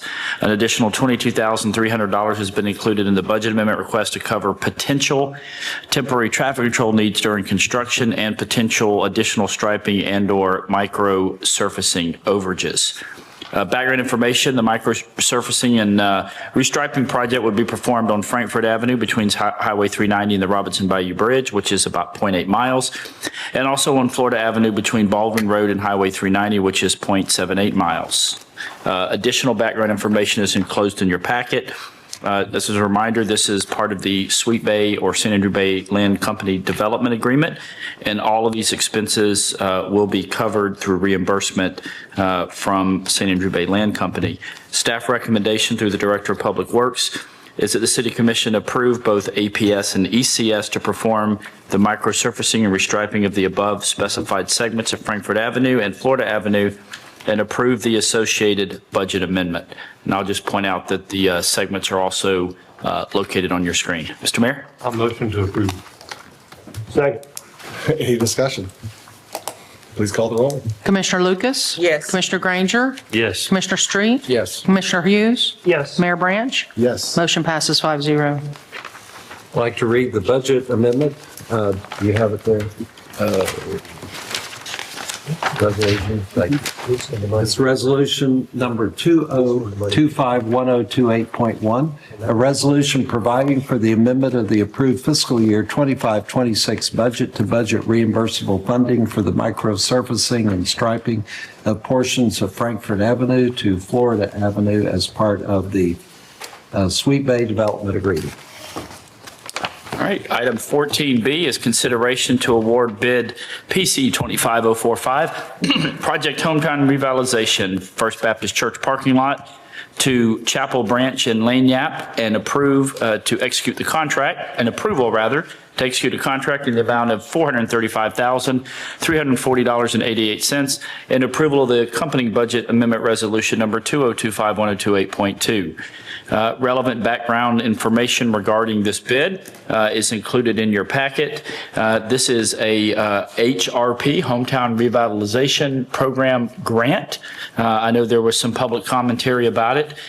These are parking lots that will be upgraded. These are shared parking lots. The public has full access to these parking lots, even though they are owned by St. Andrew Baptist Church, First Baptist Church.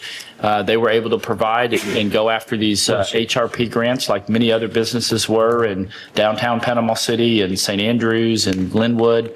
And so that is the funding source for this. There was a little bit of a higher quote than the HRP money. And again, It's my opinion that this provides tremendous value to residents and businesses and visitors alike in the downtown Panama City area. So the additional overage of approximately $60,000, I suggested that we split that cost 50-50 with the church, to which they agreed. So that is also part of this resolution. So again, staff recommendation is the commission award the invitation to bid for bid PC 25045 to Chapel Branch and Lanyap, executing a contract in the amount of $435,340.88 for the construction of the project CDBGDR Hometown Revitalization Program, First Baptist Church parking lot, and approval of the accompanying budget amendment resolution 2025-1028.2. Mr. Mayor? Do I have a motion? So moved. I'll second. Any discussion? Please call the roll. Commissioner Lucas? Yes. Commissioner Granger? Yes. Commissioner Street? Yes. Commissioner Hughes? Yes. Mayor Branch? Yes. Motion passes 5-0. Commission has also adopted Resolution 2025-1028.2, a resolution providing for the amendment of the approved fiscal year 25-26 budget for the non-reimbursable portion of the HRP project Hometown Revitalization First Baptist parking lot. Item 14C is request for approval and adoption of the revised City of Panama City Purchasing Policy and Procedures Manual, and adoption of Resolution 2025-1028.3, effective today, October 28th, 2025. Relevant background information is enclosed in your packet. Staff recommendation to the Director of Logistics in the City Manager's Office is that the City Commission approve and adopt the revised Purchasing Policy and Procedures Manual effective October 28th, 2025, as presented. Mr. Mayor? Do I have a motion? Motion to approve. Do I have a second? Second. Any discussion? Please call the roll. Commissioner Lucas? Yes. Commissioner Granger? Yes. Commissioner Street? Yes. Commissioner Hughes? Yes. Mayor Branch? Yes. Motion passes 5-0. Commission has adopted Resolution 2025-1028.3, a resolution of the City Commission of the City of Panama City declaring a revision of the purchasing manual to be adopted, modifying its policy and procedure manuals to include the new revision of the purchasing manual, which will replace any previous versions. Item 14D is consideration to approve Resolution 2025-1028.4, authorizing the City of Panama City to accept state-funded grant for the Tarpon Dock Bridge refurbishment project in the amount of $650,000.00. As background information, the Utilities Division is requesting approval of Resolution 2025-1028.4, authorizing the city to accept a state-funded grant managed by the Florida Department of Transportation for the Tarpon Dock Bridge refurbishment and water main installation design, construction, and CEI for $749,712.00, with FDOT's participation not exceeding 86.7% or $650,000, and the local share at 13.3% or $99,712. This will bring the total cost, including previous approved amounts, to $1,199,656.00. Staff recommendation to the Director of Public Works is that the Commission approve this request and the accompanying resolution. Mr. Mayor? Do I have a motion to accept? So moved. Second. Any discussion? Please call the roll. Commissioner Lucas? Yes. Commissioner Granger? Yes. Commissioner Street? Yes. Commissioner Street? Yes. Commissioner Hughes? Yes. Mayor Branch? Yes. Motion passes 5-0. I'd like to read Resolution 2025-1028.4, a resolution providing for the amendment of the approved fiscal year 25-26 budget to accept and expend FDOT grant funding, and local share for the Tarpon Dock Bridge refurbishment.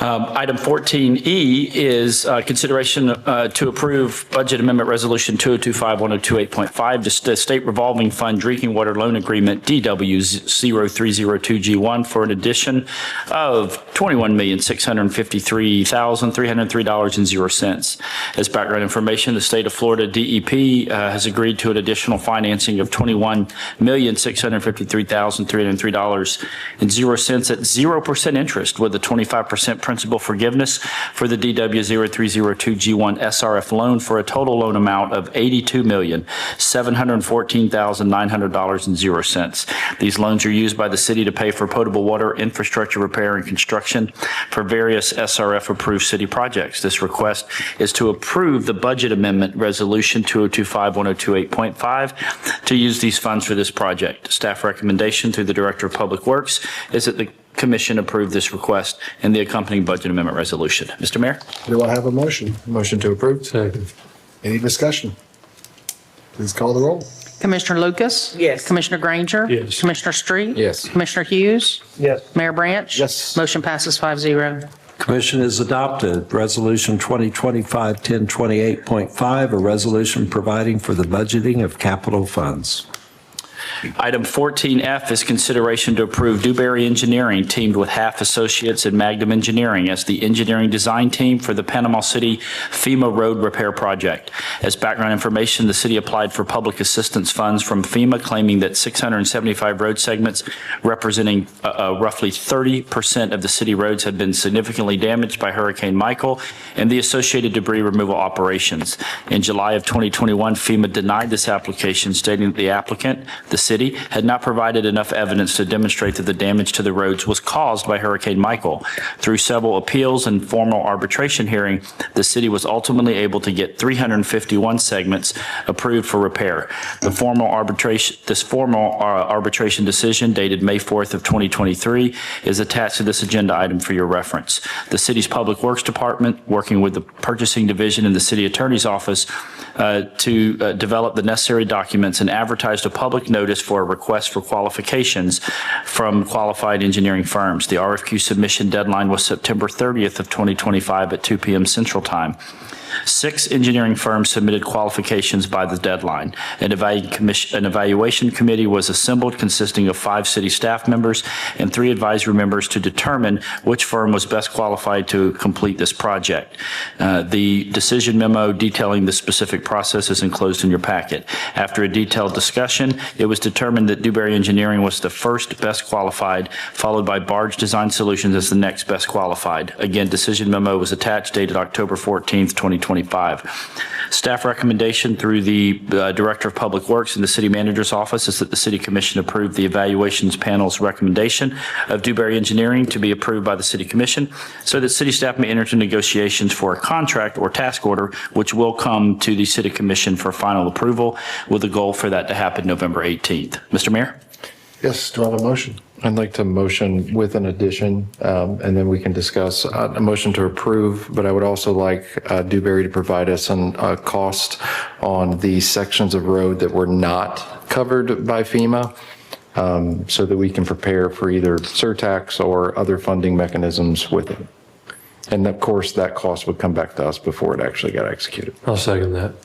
Yep, we'll bring that back as 2 separate task orders, 2 separate items, November 18th. So the second one will be a cost to design the other part. Yeah, because we know they're damaged, Right. but FEMA just wouldn't pay for them. Okay. So Yeah, it doesn't make sense to just do a tiny segment on a road, that the rest of it probably needs to be replaced as well. Do I have a motion and a second? And I'll just add, Mr. Mayor, Commissioners, this is the type of project and funding this is, at least for the 3, and it's actually a little bit less than 351 because some of them have already been handled through either HMGP or SRF. We're working to get reimbursed for those, and we have a very high expectation, not 100%, but a good one that will get reimbursed for that. And that particular funding could be used for the second half. But it doesn't matter what this particular project cost. FEMA will pay exact cost. They're going to cover the engineering, which is why we went through the formal process. And, we estimate it to be around $9 million for this construction, but it doesn't matter if it's 8 or 12, FEMA will cover it. Any other discussion? Please call the roll. Commissioner Lucas? Yes. Commissioner Granger? Yes. Commissioner Street? Yes. Commissioner Hughes? Yes. Mayor Branch? Yes. Motion passes 5-0. Item 14G is consideration to approve the special event permit for Mardi Gras on February 6th and 7th, 2026 from 4 p.m., beginning on 4 p.m., February 6th, 2026, ending at 10 p.m. on February 7th in historic St. Andrews, sponsored by the crew of St. Andrews. This would require road closure on Bayview Avenue from 9th Street to 12th Street and on 11th Street from Flower Avenue to Beck Avenue. For the Commission's consideration, and closes the application for the St. Andrew Mardi Gras Festival and Parade scheduled for Friday, February 6th and Saturday, February 7th of 2026 in historic St. Andrews. Exhibit A for the application and the site map as displayed on your screen. This 2-day event will include a pet parade and kids parade on Friday, followed by the main parade on Saturday. The festival will also feature live music and vendors along Bayview. The total estimated cost for the special event is $2,100, which includes $25 application fee, $500 refundable security deposit, and $600 for the rental of 25 electrical panels, $450 for 45 trash cans, $72 for two-yard dumpsters, $53 for one 8-yard dumpster, and $400 for the rental of 20 barricades. Payment of these special event fees will be the responsibility of the event organizer. The estimated cost for the police department services is $18,135, which includes 105 man-hours on Friday and 285 man-hours on Saturday. The estimated cost for the fire department services totals $2,479.05, which includes 6 firefighter EMTs at $50 per hour and 1 fire apparatus at $190.81 per hour from 11 a.m. to 4 p.m. on that Saturday. The overall estimated cost for police and fire services associated with this event is $20,611.05. As part of the fiscal year 2026 budget, the commission approved funding in the amount of $42,500 from the general fund to cover the costs associated with the Mardi Gras events. The Crew of St. Andrews was requesting a waiver of these events and a sponsor, and the city considering sponsoring this event for the long term. Staff seeks direction of the City Commission for the fee waiver for the police and fire services associated with the St. Andrews Mardi Gras Festival and Parade, Friday, February 6th and Saturday, February 7th, 2026 in historic St. Andrews. Mr. Mayor? Yes, do I have a motion? I'd like to motion to approve and that we incorporate this ongoing. It's in its 27th, 28th year. It's 29th year. Thank you, Pam. So we've approved it every year. I don't see why we keep revisiting it just like this. I'll second it for discussion. Discuss away. Go ahead. Discuss away. So we budgeted 42,500 for this event. And we're looking to spend $20,611 on this. So what I would suggest is that in future years, what we do is we do a match, because we have other parades and other entities who come to us and also want for their entire cost to be covered on their parade. And so we have some excess. So I think the 42,500 being budgeted every year as a pot of money that if somebody wants to have a parade and it's not a city like the Christmas parade, then it would be matching funds. Do we have any other parades that are not city sponsored? Well, Bay High, State parade? Veterans Day. That's a county. That's a county parade? Yeah, it's a county parade. Yeah. But y'all did vote to waive the fees on the Veterans Day Parade. Y'all, that's been consistent. Yeah. I don't have a parade for that. Why don't we just say new parades? Sure. Like, I'm not looking to start a new parade. Sure. I mean, So Commissioner Granger, you're saying Mr. Mayor? do half of that? I'm saying that we went through an entire process last year to try to determine special events. It wasn't just parades, it was special events, because when you start approving special events and you cover down on all the cost of it, and this is a very large event, right? So this has a lot of special event cost to it. And we also, at the same time, upped the cost of the police department to better match what their actual cost was. And so what we're running into, in my opinion, is we're having a lot of different special events coming back to us and saying, I'd like you to waive our fees. And if I was running a special event and I saw this and we waived fees for it, I'd be like, well, what you can do $20,611.05 special events. Why won't you do mine? I'm only asking for $1,000. And so that's what I'm saying is we have a surplus here with this parade fully funded. And so all I'm saying is that I think we should take the money, the surplus money, budget for it every year, and basically say, if you want to have a parade or a special event, or you want to do something, then we have matching funds, but you've got to come up with half. Aren't you supposed to be having a special events workshop to address this? We can, yeah. No, I mean, we were already. It was going to be the conversation at the last virtual workshop, but only 2 of you are able to join. So it's going to be the November 3rd. We'll discuss stormwater and the special events permit process. So. All right, I'll bring this back up then. Yeah. Yeah. You want to speak?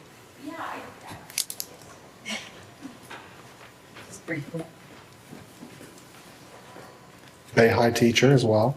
Retired. As my daughter calls her, Miss Wiggles. 801 Pinecrest Avenue, Pam Wiggins. I do just want to point out, and I've asked for a little help in this. Our festival brings 40,000 people into Panama City or into St. Andrews. We have people from all over, from Pensacola, Dothan, all over, the people from north.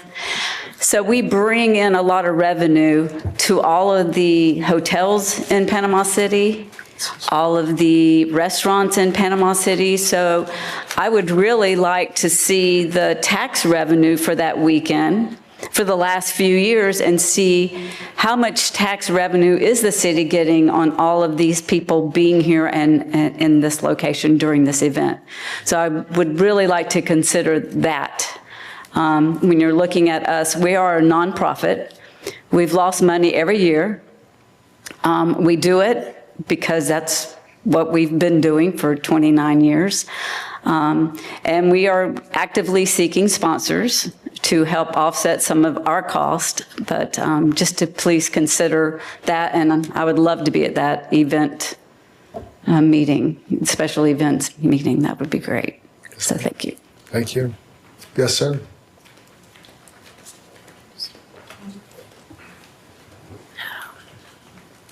Hi, Chris Smith, Crew of St. Andrews. I think it's also important to take into consideration that this is the biggest event in Panama City all year long, and we do it as 100% volunteer organization.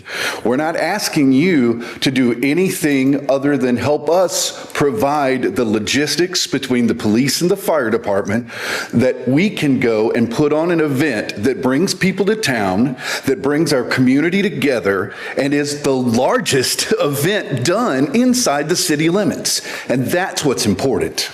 Thank you. Any other discussion on the dais? Seeing none, please call the roll. Commissioner Lucas? Yes. Commissioner Granger? Yes. Commissioner Street? Yes. Commissioner Hughes? Yes. Mayor Branch? Yes. Motion passes 5-0. And so my understanding is we are now partners ongoing. We always have been. I know. All right, item 14H is consideration of approval for staff to enter into contract negotiations with CBRE Incorporated, Corcoran Reverie, and the Urban Group for real estate brokerage services. As background information, on September 30th, 2025, proposals for the RFP PC 25-054 real estate brokerage services were evaluated by an evaluation committee during a public meeting at City Hall. The purpose of the solicitation was to identify qualified firms to provide professional real estate brokerage services to the city of Panama City. Evaluation criteria included active Florida real estate broker licensure, staffing capacity, marketing capabilities, experience with similar transactions, responsiveness, and proposed compensation structures.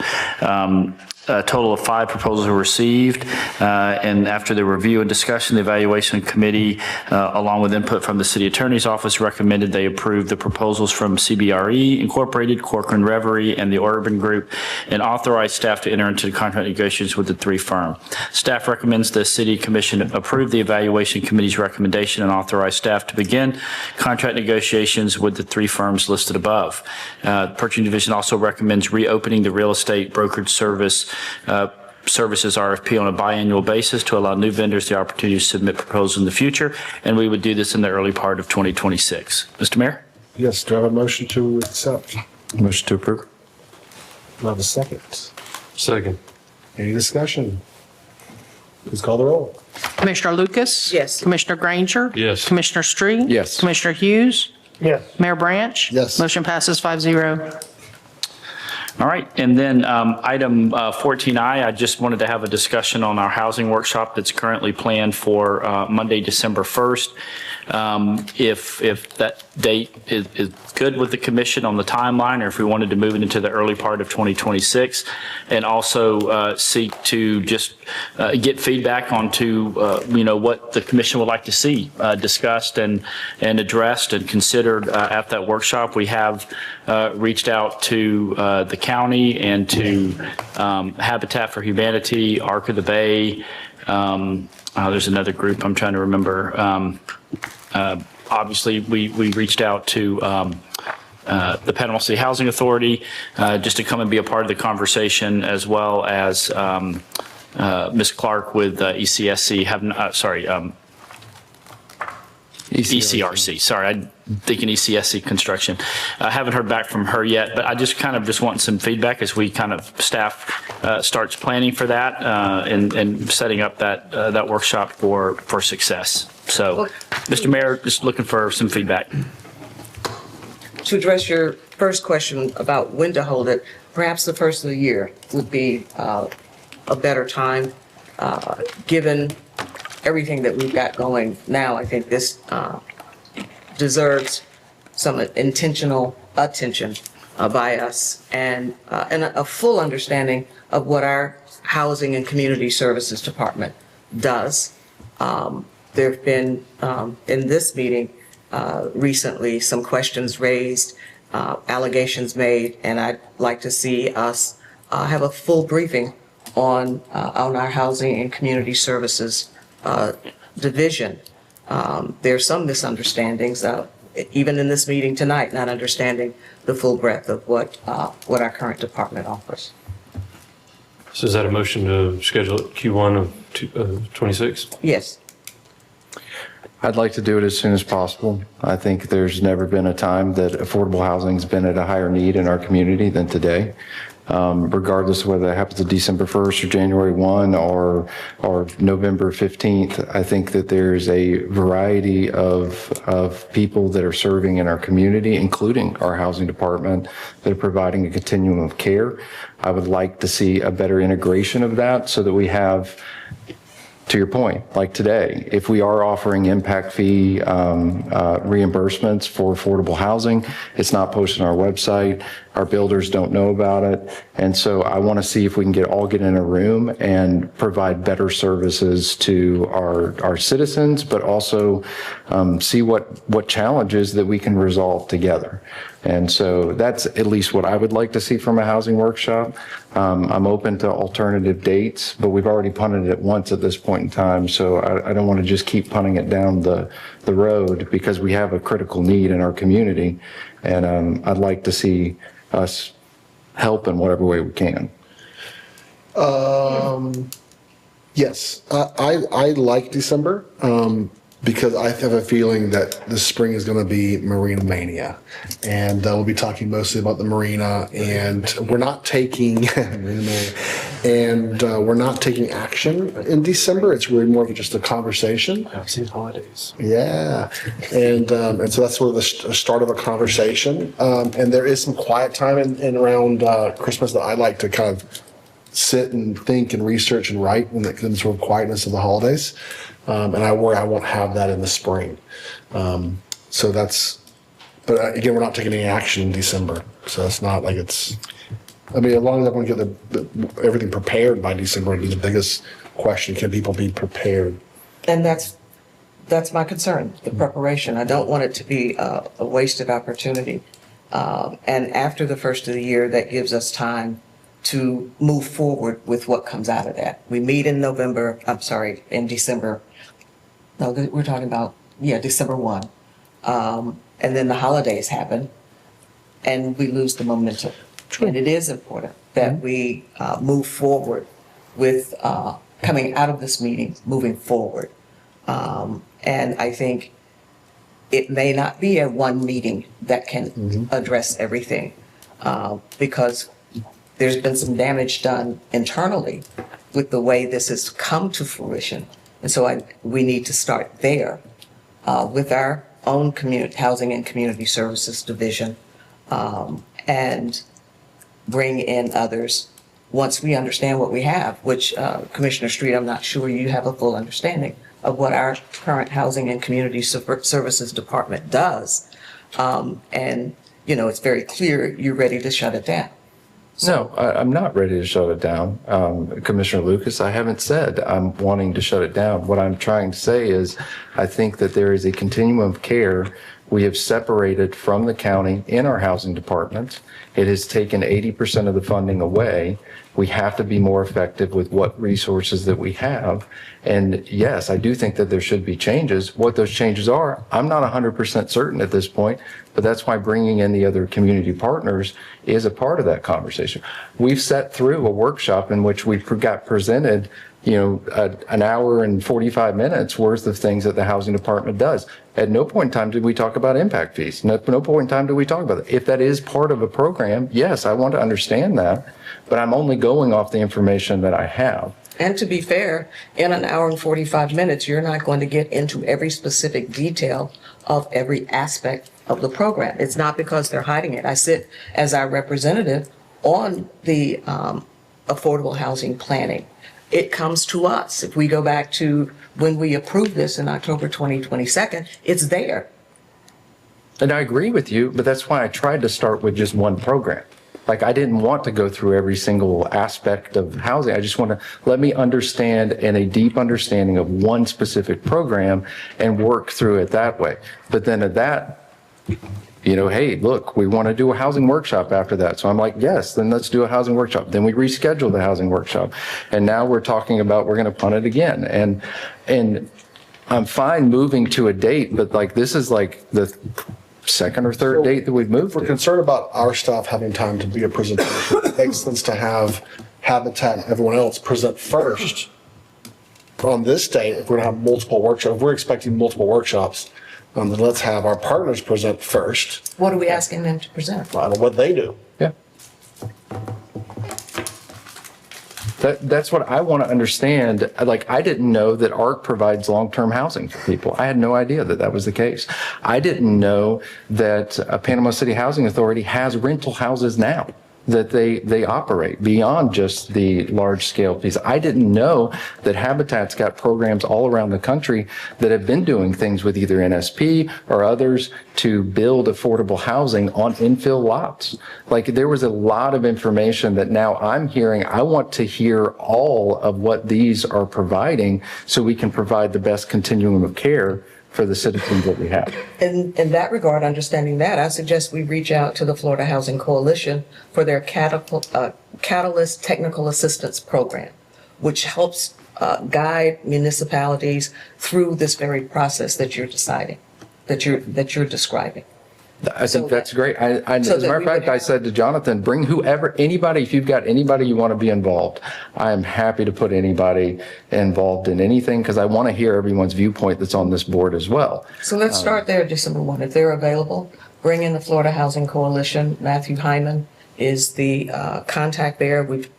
He was unable to come for our October 29 meeting with the Health Department Housing Work Group. Let's bring him in then. And then that can help direct and define how we go. And also, if we're approved for their Catalyst program, brings with some funding for technical assistance. And why wouldn't we include our partners as well in that presentation? We've all gotten to receive a presentation from our housing department. Why wouldn't we want to get presentations from our partners?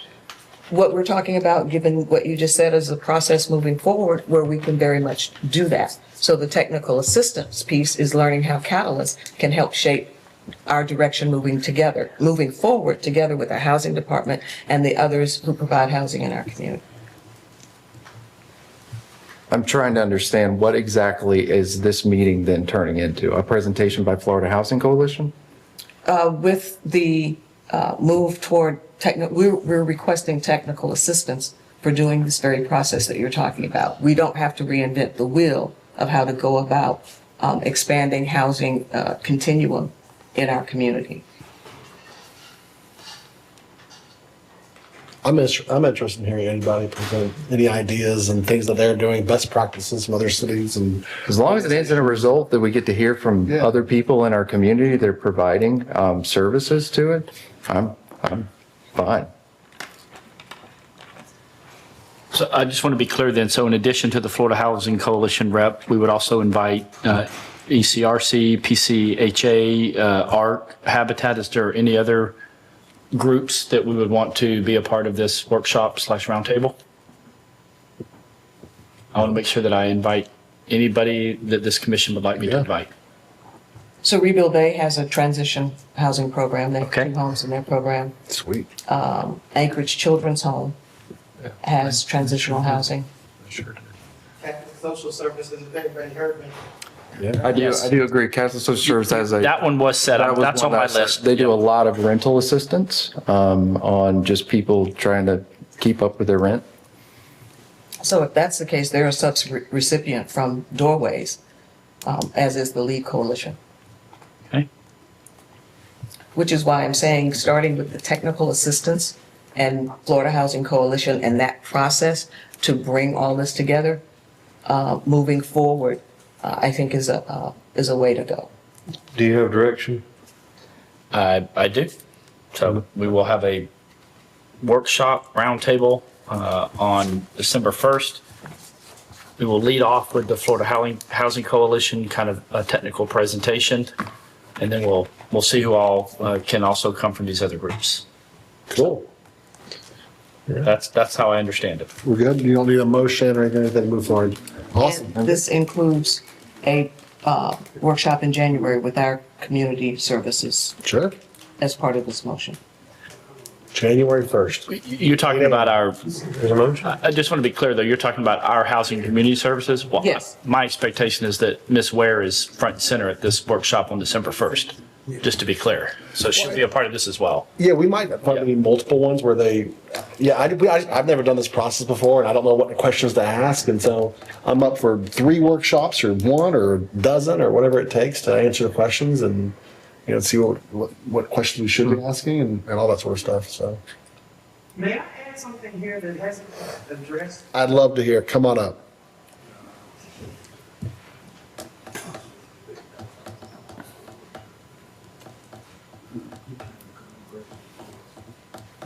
Good evening. Huh? I said good evening. Good evening again.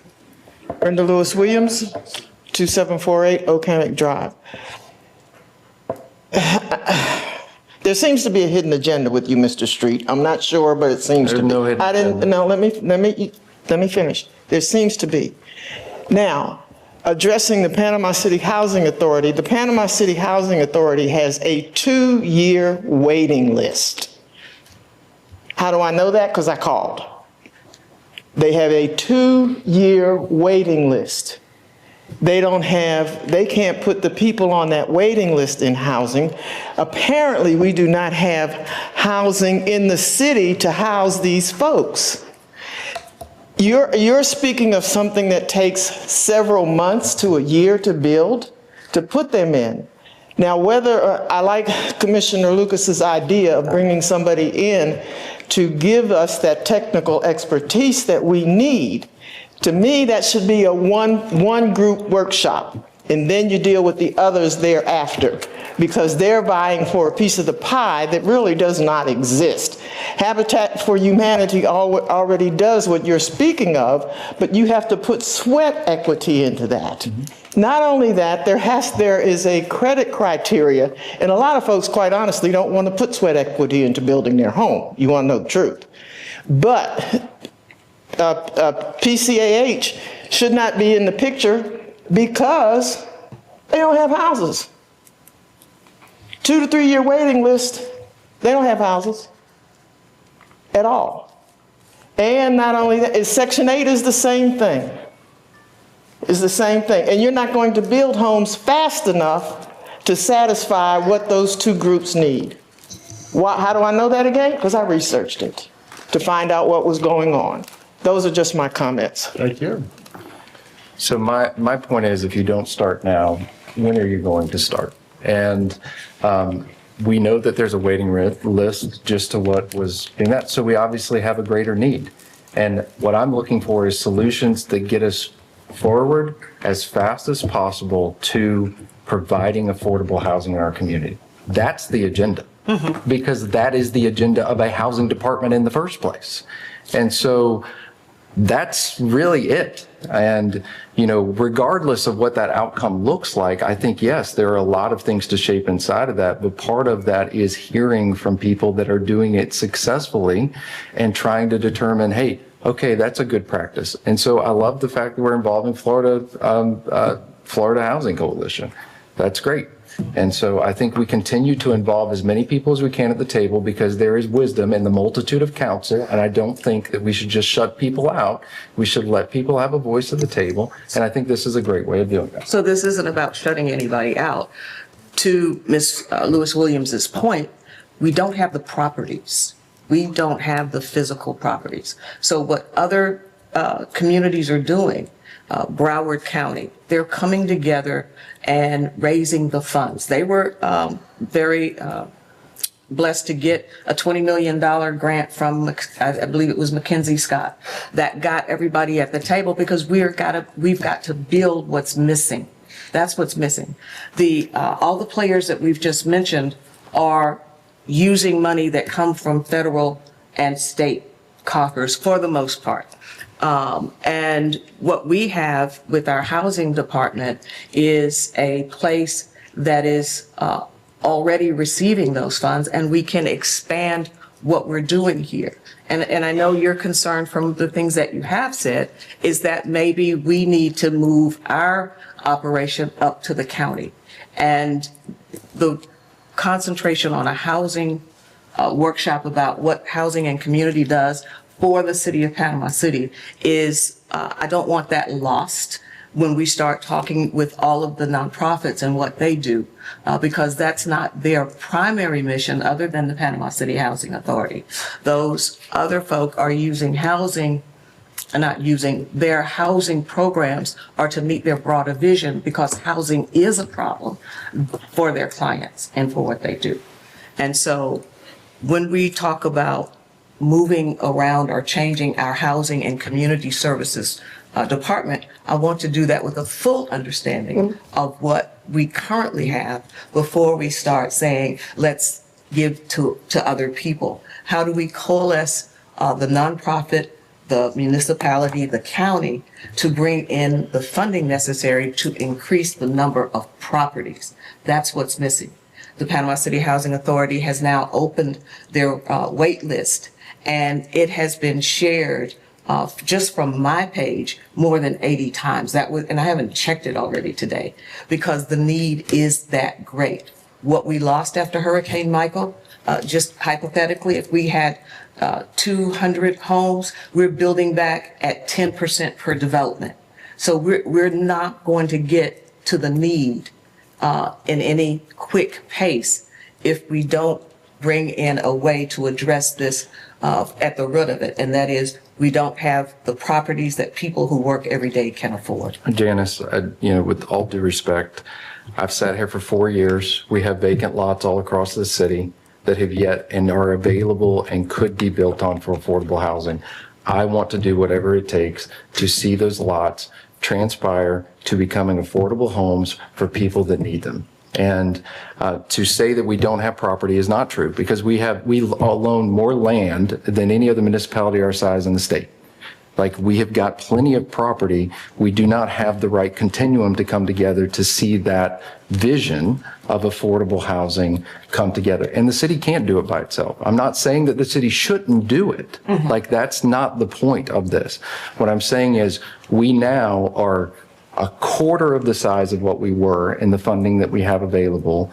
Now is the time to try to bring as many partners together so that we can see a vision of affordable housing move forward. And if we're going to wait until there's no waiting list before including Panama City Housing Authority, I think I don't know what that's going to be. Suggesting that because I don't know where you just got that idea of waiting until the wait list goes, because it's not going to go away. It won't. And yes, respectfully to your 4 years on the commission, I have been sitting working with Doorways for 4 years, providing assistance.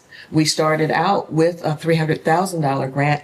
This year it's $100,000. Yeah. So the monies available are not meeting the need. And when I say we don't have the properties, I meant fully built, ready for people to move in. I agree with that. Not the land. And so how do we get there? That's what our housing workshop is designed to help us to get to. And I think we need a tactical approach to doing that. I don't think we're as far apart as what they say. So the motion is to bring in the Florida Housing Coalition Catalyst tactical, Technical assistance. thank you, You're welcome. and to reach out to partners to be a part of the discussion as the December workshop, and in January, a full workshop with what the Panama City Housing and Community Services Department offers. Great. I love it. I'll second that. Any other discussion? Come on, let's, yes, sir, let's do it.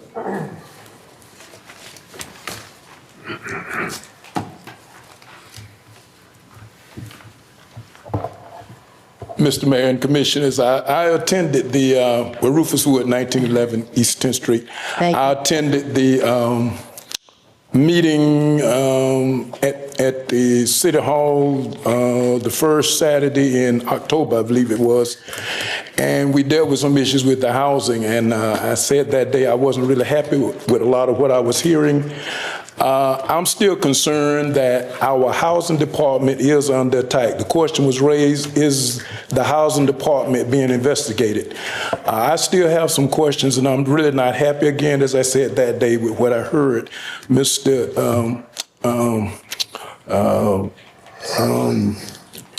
Hayes sent an email, but it didn't address all of the concerns that I had. But it kind of disturbs me that we're putting so much emphasis on the housing department. Again, I feel like the housing department is under attack. And unfortunately, it's being under attack, and the person that leading it is an African-American woman. I would submit there are a lot of other departments that we need to look at, but I don't really like what I'm hearing. I think the workshop is an excellent idea. I do agree with Commissioner Lucas and with the mayor. I think we need to take our time and make sure whatever we do, that we do it right.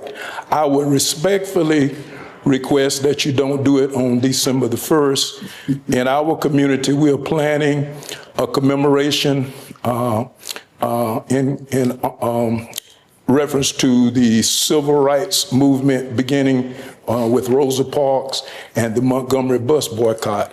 So our community, we're planning that event. So I would certainly hope that you all would not do it on the 1st of December. Again, I think it's an excellent idea, but I would respectfully request that you select another date. Thank you. We have a motion and a second. Any other discussion? Please call the roll. Commissioner Lucas? Yes. Commissioner Granger? Yes. Commissioner Street? Yes. Commissioner Hughes? Yes. Mayor Branch? Yes. Motion passes 5-0. Motion to adjourn. Oh, sorry. Go ahead. Just in light of what Reverend Woods just said, can we perhaps look at timing to see if we can? Well, my understanding is it's really a meeting for us. It can be recorded, but it's mostly going to be us asking questions. The public's welcome to attend, obviously, but it definitely should be recorded. So to me, the conflict of the public not being there, it's going to be recorded. It's not really a... So the housing workshop was to be an in-person workshop? Yeah, you're welcome to. But I don't see a conflict because it's going to be recorded. It's not going to be a debate with the public. They can listen and it's going to be recorded. I don't see why that's a big... I think it'll be in person, but we will record it, I think. Yeah. And we'll stream it live as well. Yeah, I don't see there being a big... All right, we have a motion and a second. Any discussion to adjourn? Please call the roll. Commissioner Lucas? Yes. Commissioner Granger? Yes. Commissioner Street? Yes. Commissioner Hughes? Yes. Mayor Branch? Yes. Motion passes 5-0. Have a